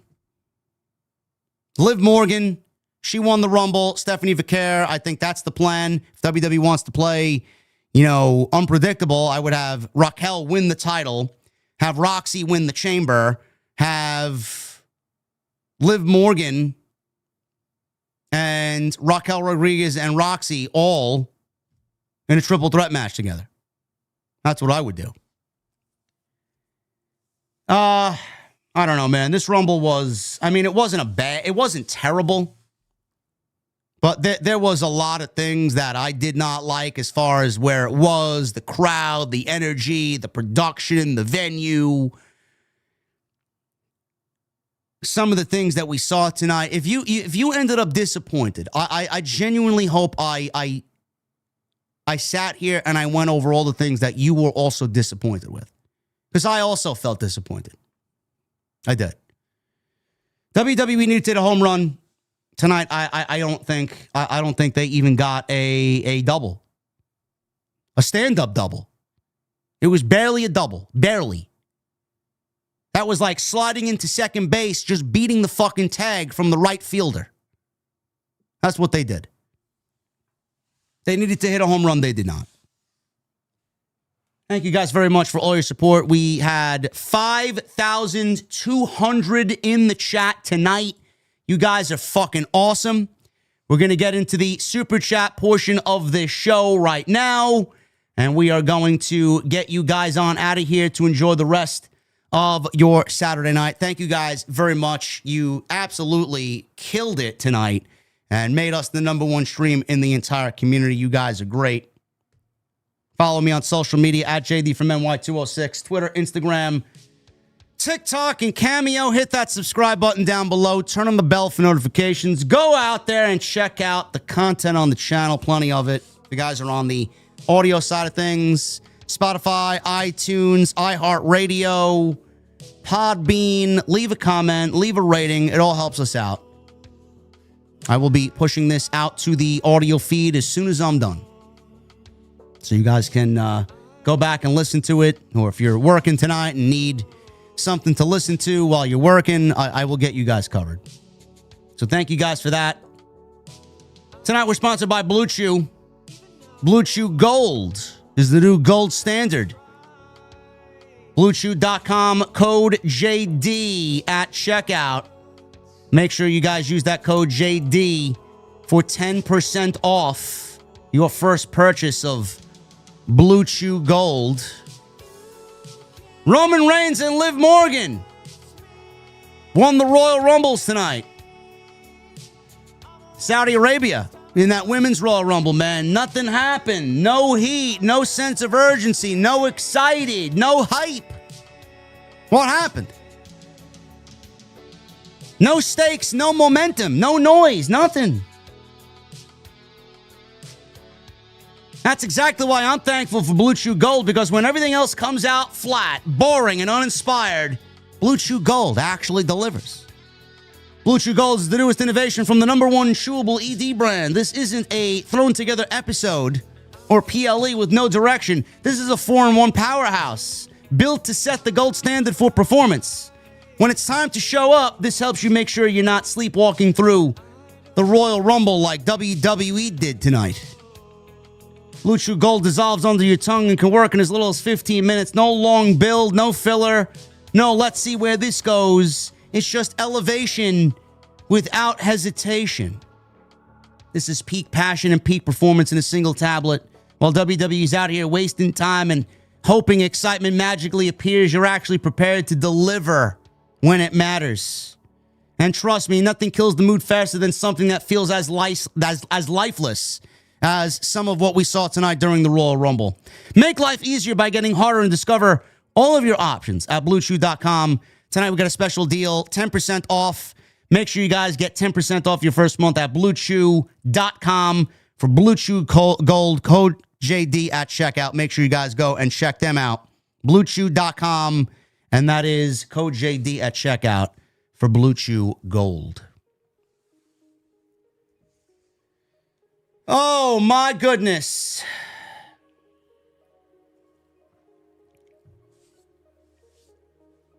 Start at the top here with these super chats.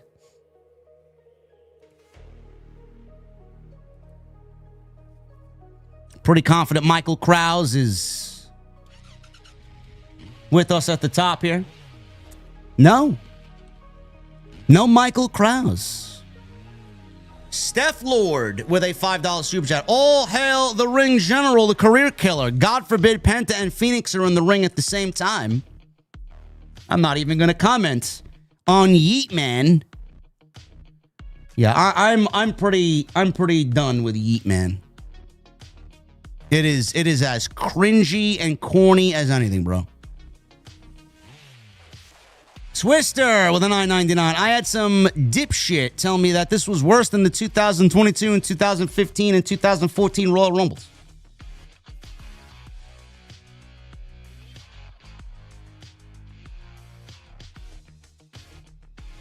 Bro, this Royal Rumble barely was a satisfactory one. Shane Brown with a 37 months. So happy they did not give it to Gunther. Roman wasn't my first pick, but at least there's a story maybe with him and Punk. Is there? Is there a story with him and Punk? I'm not seeing it. This was not a great show. Whoever's in the chat saying this is a great show, you clearly watched a different Royal Rumble.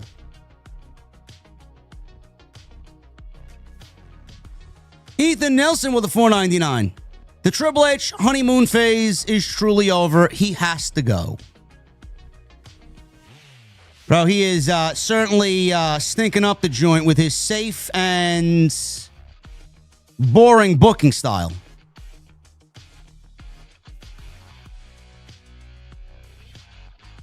DX Strixers with a 55 months in the venue. Thank you, brother. I legit think it was one of the worst Rumble PLEs in a long time. Triple H disappointed with so-called surprises. 2 in Brie and Hobbs is not enough. No. Now, I'm still waiting on the epic Royal Rumble. That was. Captain Solo with a $5 super chat. What was the point of signing AJ Lee? Answer: to sell t-shirts because she's never there. And AJ Styles bailed out of this terrible booking early.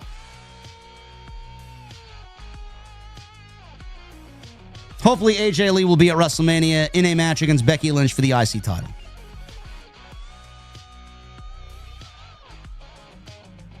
Twister with a $9.99. We said a 50 out of 50 show. Not bad, but not great either. 50-50 tonight, huh? Some say you're being too generous. Captain Solo with a $2 super chat. Rest in peace, LA Knights. WWE career. Thanks for coming. Andy Suppers with 26 months. Whoever said this was rinse and repeat was right. Poor main event WWE. Bro, they're going back to Roman because they failed to capitalize on building anybody else up for the main event scene. It's the same guys. When he left, it was the same group of guys. And now he's back, it's the same group of guys. Nathan Cox with a $4.99. Rumble sucked, anticlimactic, and very predictable. Roman didn't need it. Obafemi or Jacob Fatu should have won it. LA Knight should go to TNA. OTS for life. You want to see Eli Drake back in TNA? I don't.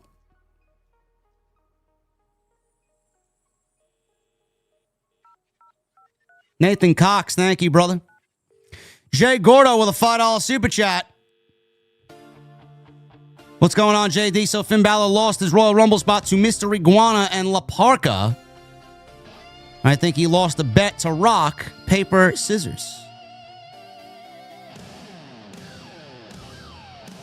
Bad Trips with a $2 super chat. Brie Bella got the biggest pop of the night. She's definitely top 3. I don't know if it's the biggest of the night, but it was definitely top 3. Bad Trips with a $5 super chat. Sesame Street Levesque booking the 2 winners everyone and their mom predicted a month ago. The one time they gave it someone unexpected, it's Jey Uso. Yeah, and then how they follow that up. They didn't have a good follow-up with that one. Andre Benson with a $5 super chat. Brock Lesnar got eliminated with no reaction from the crowd because they were too busy yeeting. I'm starting to see your point on the yeeting now. Bro, if that don't anger you, no matter what you think of Lesnar, I don't know what will.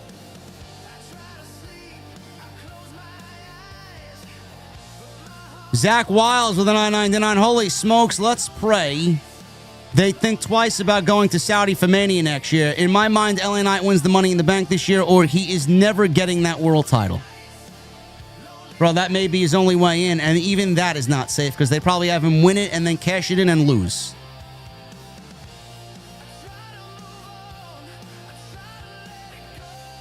Illuminati with a $2 super chat. Beer mode was the biggest surprise. For some of this Royal Rumble, I wish I was in beer mode. Johnny Boy Vaccaro with a $10 super chat. My early elimination chamber contenders: men, Cody, Randy, Brock, Oba, Jacob, and Gunther. Women, Rhea, Io, Bianca, Tiffany, Asuka, and wild card of Roxy. Possibly Sol Ruka, Bailey, or Charlotte.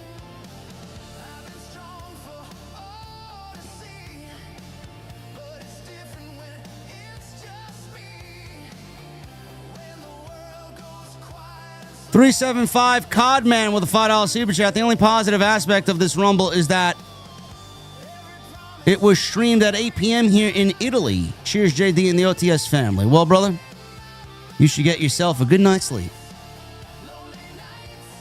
Go to sleep at a normal hour. Sidro with a $5 super chat. What do you call 4 Mexicans in quicksand?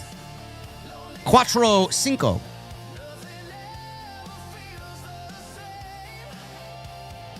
And shop clerk fought off a robber with a labeling gun. Cops are now looking for a man with a price on his head. Thank you, Sidro.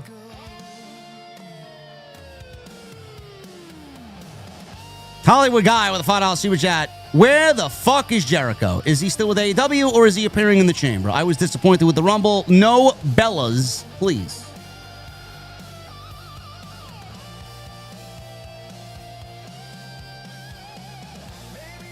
Big E to win with 53 months. Not going to lie, Sesame Street Levesque played it safe for the night. All expected winners, honestly, but considering it's the Saudis, we should have known better. Bro, I wouldn't be surprised if Saudi wanted something. They got to give it to them. They paid for it.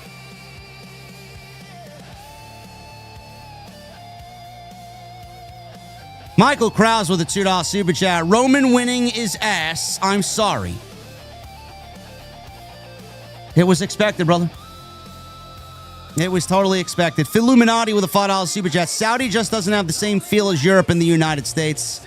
I feel that's why this Rumble was just blah. None of these shows feel good here. None of them. Like, it's tough enough to deal with like a Crown Jewel or a King of the Ring.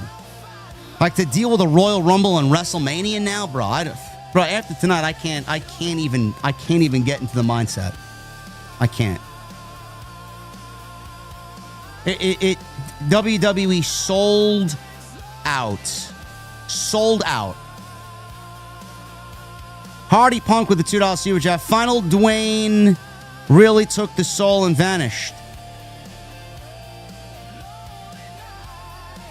Base with a $9.99. Go ahead and make fun of me, but the Bellas were the highlight of the Women's Rumble. Hope you're doing well, JD. I mean, they didn't perform bad. At least they got some sort of excitement out of the crowd. Do I care to see them? No. No. I don't care to see them. 375 Codman with the $2 super chat. Yeets. Brock Lesnar. Simply the Pope with a 45 months. New message. DeMarcus Vaughn with a 5. I wish LA Knight would have won the Royal Rumble. Bro, you are wishing upon several stars there, brother.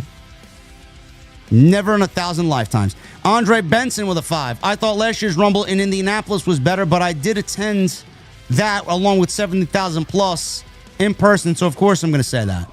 Yes, being there in front of that amount of people for a show like that is going to be much different than watching this fucking shit show from Saudi Arabia.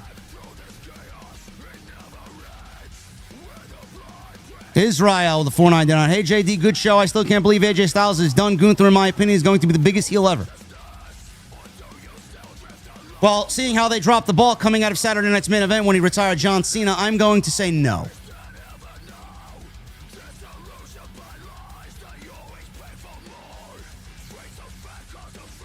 Chicago for MBK with a $5 super shot. I want to thank Roman for slapping Jay as he attempted to run it back a second time.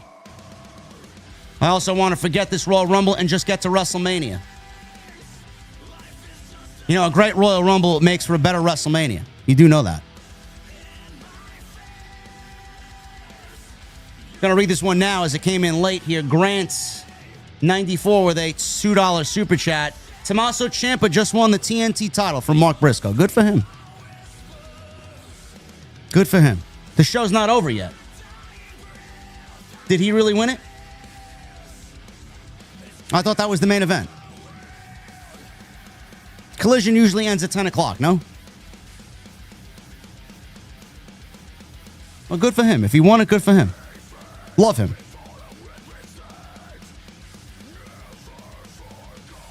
Big E to win with a $9.99. When Cole mentioned that the final four men in the Rumble were 3 former world champions and a Maverick, and Paul was eliminated first out of the 4, Sesame Street Levesque is sure building new stars.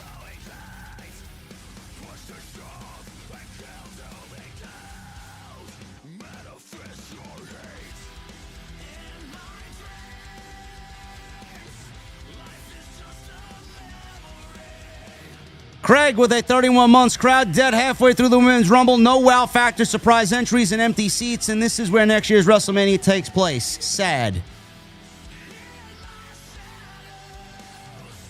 Well, what is main eventing Collision if that? The women's tag team title match is the main event. Why? I don't understand that.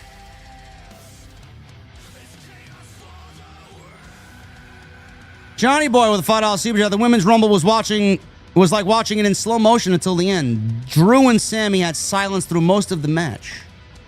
They did.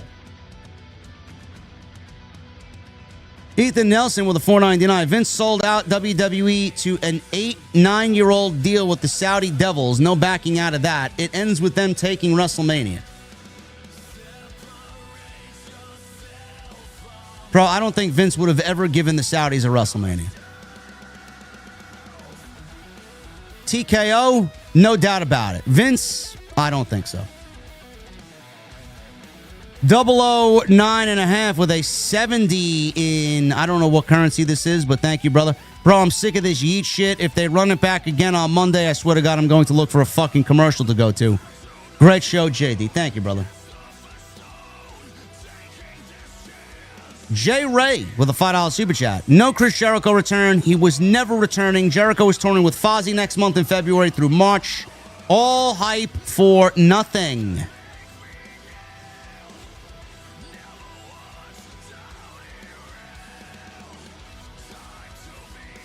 Juice Giorgio with a $4.99. My biggest WTF with the show is AJ Styles putting his career on the line, won for absolutely nothing.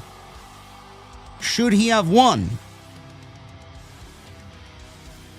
A lot of people wanted him to win because they have this visual of what they want AJ Styles' retirement to be. Captain Solo with a $5 super chat. I agree with the Saudis for once. Trash Legend is overrated. She's not much better than Nia. Well, maybe that's why they paired her with Nia. Hollywood guy with a $2 super chat. If the Royal Rumble looked bad, imagine WrestleMania. I don't want to imagine WrestleMania. I don't. Big Crav with a $4.99. Really wanted to be swerved and maybe get a Jacob Fatu win in the Royal Rumble, but the always predictable booking wins out. You know, I don't think anybody would have had a problem if Jacob Fatu won the Royal Rumble. Robert Hurt with a 58 months. It's a long time, brother. Thank you very much. Looking ahead to the Elimination Chamber, who do you see winning the men's and women's chamber matches? Well, if WWE is smart, they'd start qualifying matches on Monday. I think we'll have a better answer to that on Monday. Reality Shift with a $10 super chat. Gunther has to be the biggest heel in WWE after tonight. Dude is making 20 to 40-year-olds hate his guts for ruining their childhood teenage years. Just insane heel work, in my opinion. Yeah, I like it. They just got to keep up with it. They got to give him some legitimate heat instead of having him come out there and say, I retired John Cena like a little bitch. I made AJ tap out like a little bitch. It's great. It's fantastic.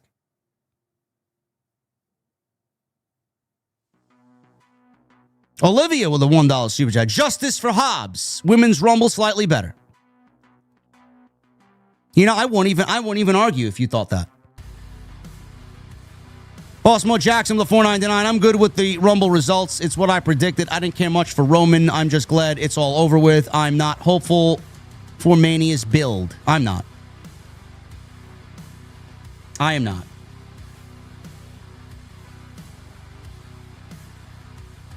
Puerto Rock Prime with a $4.99. If the build and creative for next year's Mania is going to be anything like this year's Rumble, Mania in Saudi is going to absolutely suck.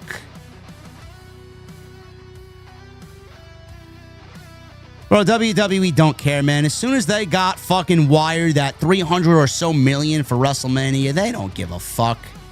They're gonna limp into Mania and give you the worst Mania possible. They don't care. King Ariel with a $4.99. Who do you see turning face, Liv or Raquel? And who do you see turning heel, Charlotte or Alexa? Liv should remain a heel. And I would keep Charlotte the heel and Alexa. Actually, you know what? Keep Charlotte the babyface and turn Alexa heel. I think Alexa's a better heel. They're both better heels, but Charlotte's actually working as a babyface. She's made it work somehow. Sick Boy 97 with a 5. Worst men's rumble of all time. 20 of them were absolute jobbers. Lesnar no-sold those Ilya jobber chops and sent his ass home. LOL. The worst Rumble of all time? No. That wasn't the worst Rumble of all time. King Ariel with a $4.99. Now who made the decision of Braun Breaker being eliminated like that, they need to be fired. Well, the fact that they didn't even fucking follow it up at all was a very bizarre move. It was a very bizarre creative move. Sick Boy with a $5 super chat. Triple K wants us to believe that Gunther is the best thing going. He is a jobber and doesn't draw a dime. Overrated as fuck. Nobody cares. Bro, if I could refund you your money just for the line of Gunther is overrated as fuck, I would refund you your money. Gunther is incredible.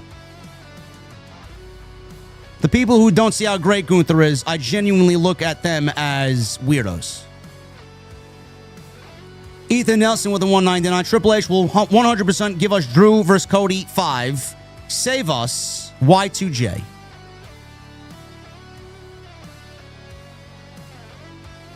Illuminati with a $5 super chat. I might be ignorant, but it seems like many of the local Saudi men didn't show up for the Women's Royal Rumble. I don't know if it's a cultural thing or what. Well, fuck them. Don't care.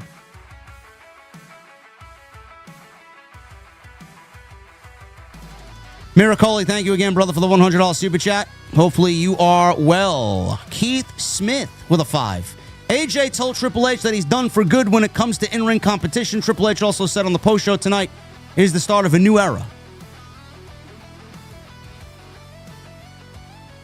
Fuck his new era. CWD 561 with a $4.99. They went crazy for Rey Mysterio. I feel like over there they like the older wrestlers. They like who they like. They like the big stars. Everybody else is whatever.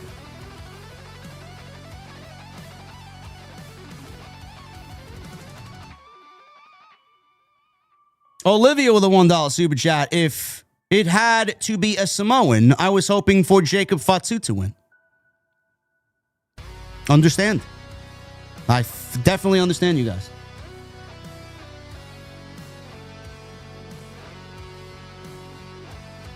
Bossmo Jackson with a $4.99. I don't like the long ramp because wrestlers look silly running. It makes me think someone will fall like Titus. It was cool to see Royce Keys make his debut tonight. Yeah, I wouldn't have debuted Royce Keys tonight. Michael Krause with a $2 super chat. He says, role model. Thank you, Michael. Angel Alaga with 45 months. Totally agree with you, JD. The Royal Rumble this year was underwhelming. Kiana James looked very good. Triple H plays it too safe. He does. Shout out to Kiana James. We are Kiana James fans here. Craig Dubs, 55 with a $4.99. The Luth Des Press, Becky took Bruce Pritchard, present day, would have took and sold it better. I thought she looked horrible worker-wise tonight. Who knows how they're really feeling, bro? Who knows how everybody's feeling? They must be exhausted. Now they got to get on a plane tomorrow, fly back to the States, and go to Philly. Or fly back tonight. I mean, it was 2 a.m. when this show ended there, so who the fuck knows? Half the talent probably was on the jet as soon as the show was ending. Hologram with a 59 months. They had so many opportunities to let one of the young talent go over. No reason for Liv and Roman glazing in 2026. This was a fucking waste of time. Listen, bro. You know, I'm at a point where you guys feel that way. I have absolutely no right to question you. You have every right to feel that way because I understand. I understand. Super Blue Iris with a $2.99. Can we replace Cole with Graves? No. Ashu with a $7.99. Hope you're doing great, JD. Today's botch screen showed 2-minute interviews, but Mark Nash said 90 seconds. Did you notice? Hashtag this shit sucks. Hashtag Royal Rumble.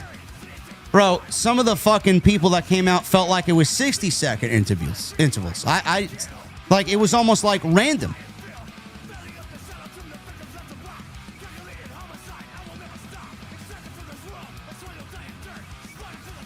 Bad Trips with a $5 super chat. I'm tired of Michael Cole saying that everything is a future WrestleMania main event. Shut the fuck up, Cole. Stop saying that. For every new superstar, it loses value. Yeah, but with Oba, it's legit. With Oba, it's legit. Jason Kane with a $4.99. Randy Orton took the worst elimination bump I've seen in 20 years. He was on the apron lying for 2 Mississippis before he decided to roll out of the ring.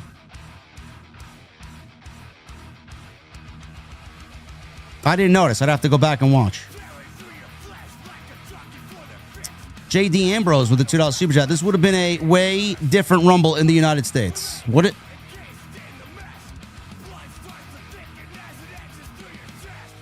Slightly, but not by much. 8580 podcast with a $9.99. Comparing Kiana James and Lash Legend is asinine. WWE needs female big monster heels other than Nia, and she fits the bill perfectly. I've seen Kiana James types 100 times. Lash is rare. Deal with it, bro. Yeah, you'll deal with it. Lash is terrible. Lash is terrible. She's not ready for the main roster. She should still be developing in NXT. In fact, I move her to Revolve. Bro, Kendall Gray is more advanced than Lash Legend. We don't need more monsters. We need more pro wrestlers with fucking charisma. Kiana James clears Lash Legend. Give me a fucking break. How you call Lash Legend up, yet you got someone like Kendall Gray, who is clearly more advanced on NXT, is fucking asinine. Ridiculous.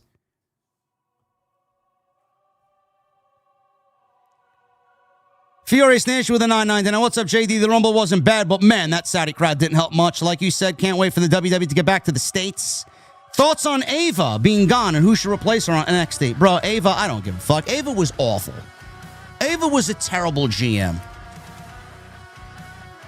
She was awful. They'll probably put in Robert Stone or some fucking hack that they got currently on TV.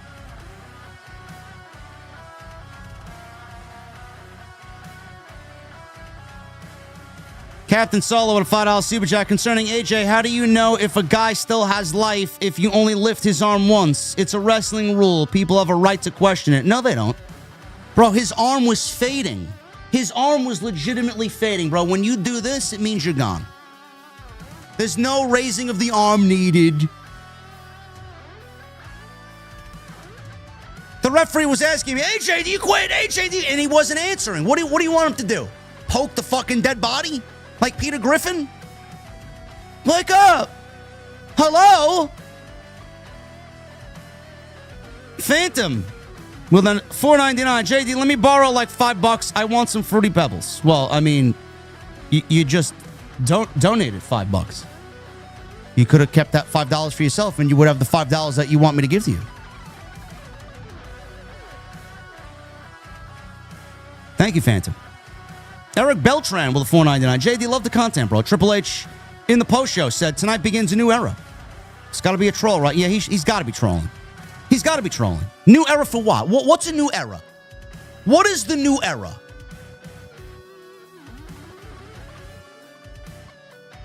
Marcus with a $4.99. JD, thanks for being the best in the IWC. I have no idea where all of the big surprises, where AJ should have finished in the USA. Thank you for being here, Marcus. I appreciate you, brother.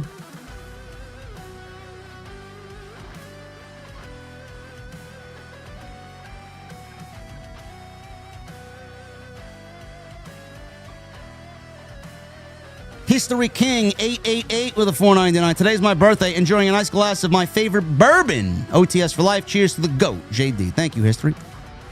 I may actually pour myself one as soon as I'm done here and watch some Stranger Things. Illuminati with a $5 super chat. Facts on Montreal 23. I will always remember Michael Cole screaming, "Do you believe in miracles?" It should have been a 1, 2, 3. The ship has sailed. Johnny Boy Vaccaro with a $5 super chat. Could WWE force Pierce out and replace him with Heyman as the new GM of Raw? Are we looking at a power struggle on Monday night? That would definitely add a nice, intriguing aspect to the show. Smelly Wrestling Geek with a $5 super chat. People saying Rollins, it was Pierce, folks. That would be awful. Johnny Boy Vaccaro with a $5 super chat. Maybe the masked man is Theory. Why would it be Theory, only for Theory to get into the ring and help the Vision try and win the Royal Rumble? Maybe it is. I don't know. Maybe in a weird way it is. Richie V with a $4.99. Roman, the ultimate politicker, shits on the creative team and his boss and still won the Royal Rumble. I pray to God we get Punk Roman main eventing night 2.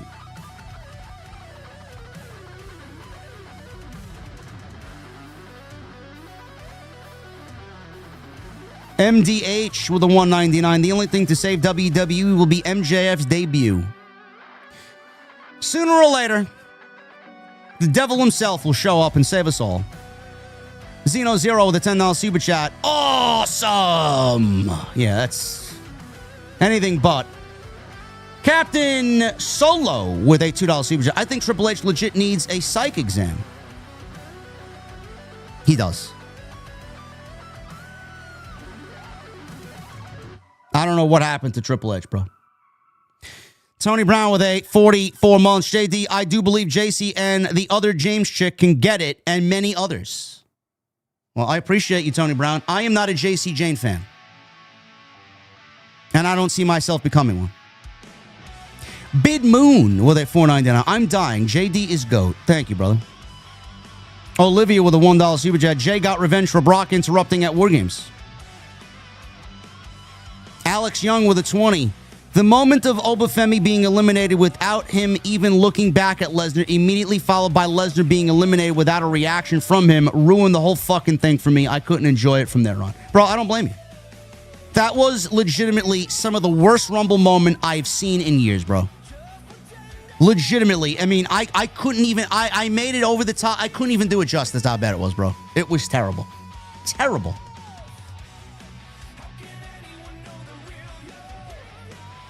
$2 super chat. Run it back. Yeet. LOL. Thank you, Michael. Michael Krause with the $2 super chat. Joseph Taylor with a $13 super chat. Did Triple H produce the men's Rumble match, or did he give it to the fake content creators? I don't know. I don't know. Twisted Creech 96 with a $9.99. I didn't enjoy the Rumble, to be honest. I haven't been enjoying neither WWE, AEW, or TNA wrestling. Is getting depressing now. Great stream tonight, JD. Well, thank you, Twisted.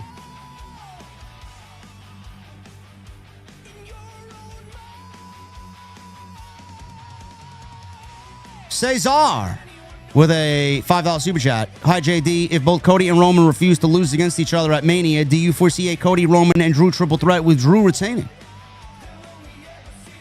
No. Then what do we do with Jacob Fatu? WrestleMass with a $1.99. Javon Evans went to the HBK School of Selling. He's great. He's very good. Tay with a $4.99. Is there any WWE superstar you can name that feels larger than life right now? Roman. Roman's the only guy that gives off that aura of like godlike status. When Roman's on the show, it feels infinitely more important. Cake with the $2 super chat. The back-to-back Rumble runner-ups finally won. Cody Snyder with a 45 months. Wishful thinking. I wish they do a Roman Drew and Punk Cody. But what do I know? Bro, I mean, that's still a possibility. I'm not saying that's definitely not happening, but I'd love... That's my preferred WrestleMania main event scene right there. But what do you do with Jacob Fatu? Jorge with a $20 super chat. I'm hoping Roman Reigns goes against Drew. There's more justifiable history than Roman and Punk. Who's there to fight Punk at Mania, and who wins the chamber? I'm trying to figure it out. OTS for life. Much love, JD. Well, like Cody said, I would do Drew and Roman, and then Punk and Cody. Absolutely. Keith Tunstall with a 24 months. AJ versus Jeff Jarrett. AJ Styles versus Billy Gunn. The possibilities are endless, JD. Well, Billy Gunn may be on his way out, man. They seemingly look like they're booting him out the door. Craig, $1.99. 2018 greatest Royal Rumble in Saudi is greater than the 2026 Rumble. Bro, that's not... I would not even in the same breath call that a Royal Rumble. Sudoku with a 199. The Hooded Man was Finn Balor. Who's Finn Balor? Is he a new guy? Is he a rookie? No, it's not Finn Balor. I can't see it being Finn Balor. Lee Tom with a $5 super chat. JD, I just want to say a massive thank you. I've been struggling recently, and this channel has really helped me. Happy birthday for next week. OTS for life. Well, Lee. Thank you, brother. I will be here to take you away from whatever's bothering you for just a little bit, bro. And come celebrate on Friday for my birthday, man. We'll be live for Friday Night SmackDown. Coiled Phoenix with 49 months. The Rumble was, of course, predictable and unfortunately disappointing and boring. There were a lot of missed opportunities and no big surprises. No, but it's a great new era. It's supposed to be epic. Michael Krause with a $2 super chat. I was number one. I sent in a super chat at 9:44 a.m. Weird, bad YouTube. Brother, I wasn't even awake at 9:44 a.m. Maybe 9:44 a.m. your time. I didn't set the stream up till 12 o'clock.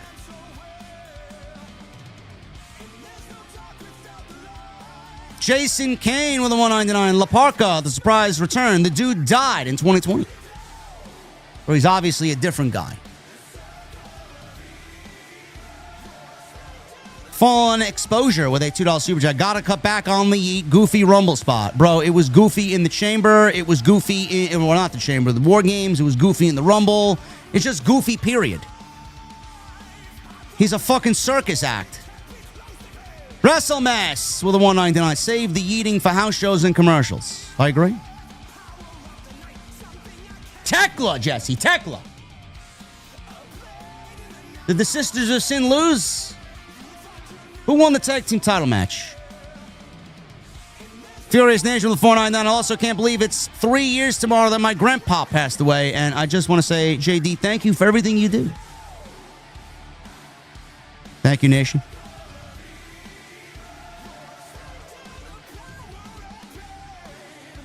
Jake Doog with a $5 super chat. Rumble sucks, starting with Alexa and Charlotte for the Rumble was the worst thing they could have done. Hey, JD, I've been watching you for 3 years now. Let's make it 3 more, brother. Thank you for being here.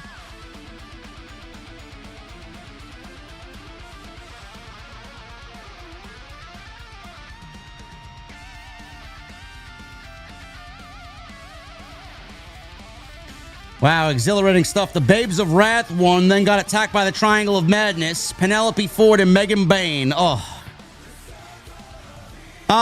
Jay Gordo with a $5 super chat. Where the fuck is Black and Gold Paul Levesque? They really need to press the reset button and please no more yeets. That Paul Levesque is dead. Venom Supreme with a $5 super chat. This is Kal-El. No AJ Lee tonight, and now no more AJ Styles. Where the fuck is Bianca? This was bad. Well, thank you, Kal-El. I think Bianca's still hurt. She might still be hurt. George with a $5 super chat. Ever since TKO took over, it's been slowly downhill if you notice. Too many safe decisions, only showcasing top talent for profiting too corporate now. Well, they better get with the fucking program. They need to start going to their youth. They need to start building around the young talent. Enough of this shit. IP Man with a $2.99. No message. Thank you, IP Man. Sean B with a new membership. Thank you, Sean B. Venom Supreme with a 47 months. Kal-El, again, forgive me, but I almost want the old man back. Almost. Stop the effing yeeting. Mustangs rule. Can't wait to hear Jason's take. I think Jason might be, I think Jason's currently alive right now.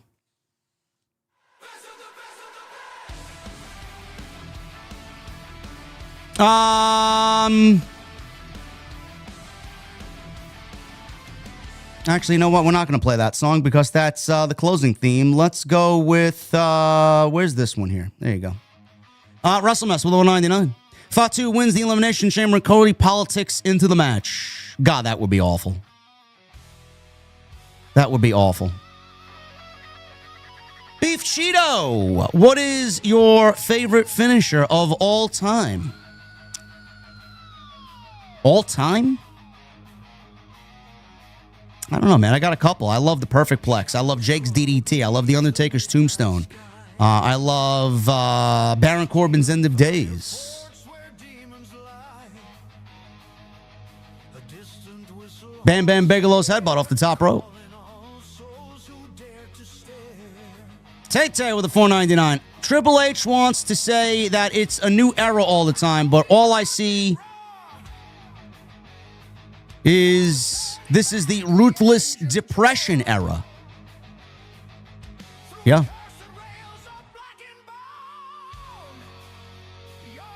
King Ariel with a $1.99. When do you think Dominic Mysterio returns? I could see him back in the States. They said he should be ready to go in a month's time. He got injured in December, so I could see him coming back any week now.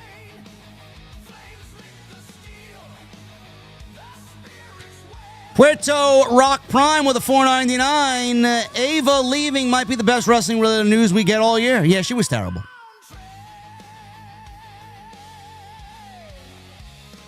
Timothy with 12 months watching on my big screen in front of a fire in cold Massachusetts. Great analysis. Fire ablaze. Thank you for the clicks on Lonely Nights from the OTS fans. Well, thank you, brother. Enjoy your fire.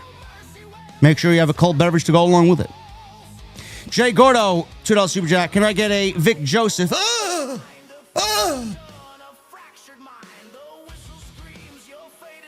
Trey Ventros with a $2 Super Chat. Where was Carmelo Hayes in the Rumble? He's the United States champion. That is a very good question. I don't know where he was. Not like he would have fared any better. I mean, Trick Williams got eliminated in 6 fucking minutes. That geek and kid with a $4.99. JD, how many times do you see Roman making it to work for the Mania build? 3? How many weeks we got between Chamber and Mania? 8 weeks? I'd say 3 out of the 8. Caden with a $1.99. How can JD book WWE better than Triple Fraud?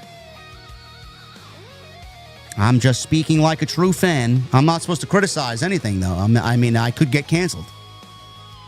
Zeno with a $10 Super Chat. JD, do you think this show would have performed better with a London crowd? Yes.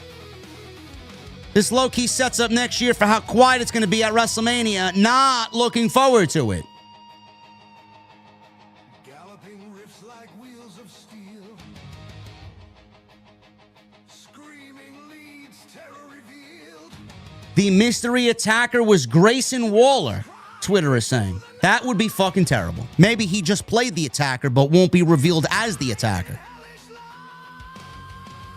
Bossmo Jackson with a $4.99.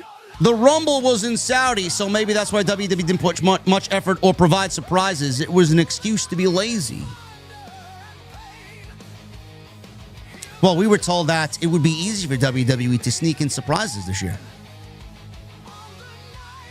La Parca with a $4.99. Welcome, La Parca. I think Sol Ruca had the performance of the night and was by far the best as the women's performer in the Rumble. I would not argue with you. Freebird 53 with 41 months. He leaves me a metal horns emoji. Thank you, brother. And King Ariel with a $4.99. We'll end with this. What if Theory was the masked man and Seth told him to do it? I don't see WWE being that risque with their creative. Ladies and gentlemen, we are about to get out of here. You guys killed it tonight. Round of applause for you guys. You guys fucking killed it. We had over 5,000. I think at last glance, we had 5,200 people in here. Awesome. Thank you guys very much. Hopefully, I gave to you what you wanted out of this post show. Hopefully, you felt the same disappointment that I did. And we'll be back on Monday and do it all over again for Monday Night Raw, which will be the fallout show from this Royal Rumble. Follow me on social media at JD from NY206. Twitter, Instagram, TikTok, and Cameo. Hit that subscribe button down below. Turn on the bell for all notifications. Make sure you check out all of the content on the channel. We are going to start February off right. It's my birthday week. So we'll be live for Monday Night Raw. Tuesday Night Titans with the Silent Monster on Tuesday. Wednesday's Dynamite. And then Friday, February 6th, we'll celebrate and go live for Friday Night SmackDown. Thank you for a great Rumble review, guys. #1 in the community. I'm going to get this up on iTunes and Spotify immediately for you guys. And thank you for the great support. Hit that thumbs up. You guys blew away the goal. We're almost at 2,000 likes. It's crazy. Crazy. You guys blew the goal away. Leave a comment down below. Let me know what you thought of the Royal Rumble. Let me know what you thought of what I was thinking tonight. And follow me on social media at JD from NY206, Twitter, Instagram, TikTok, and Cameo. Thank you guys so very much. I would not be here without any of you.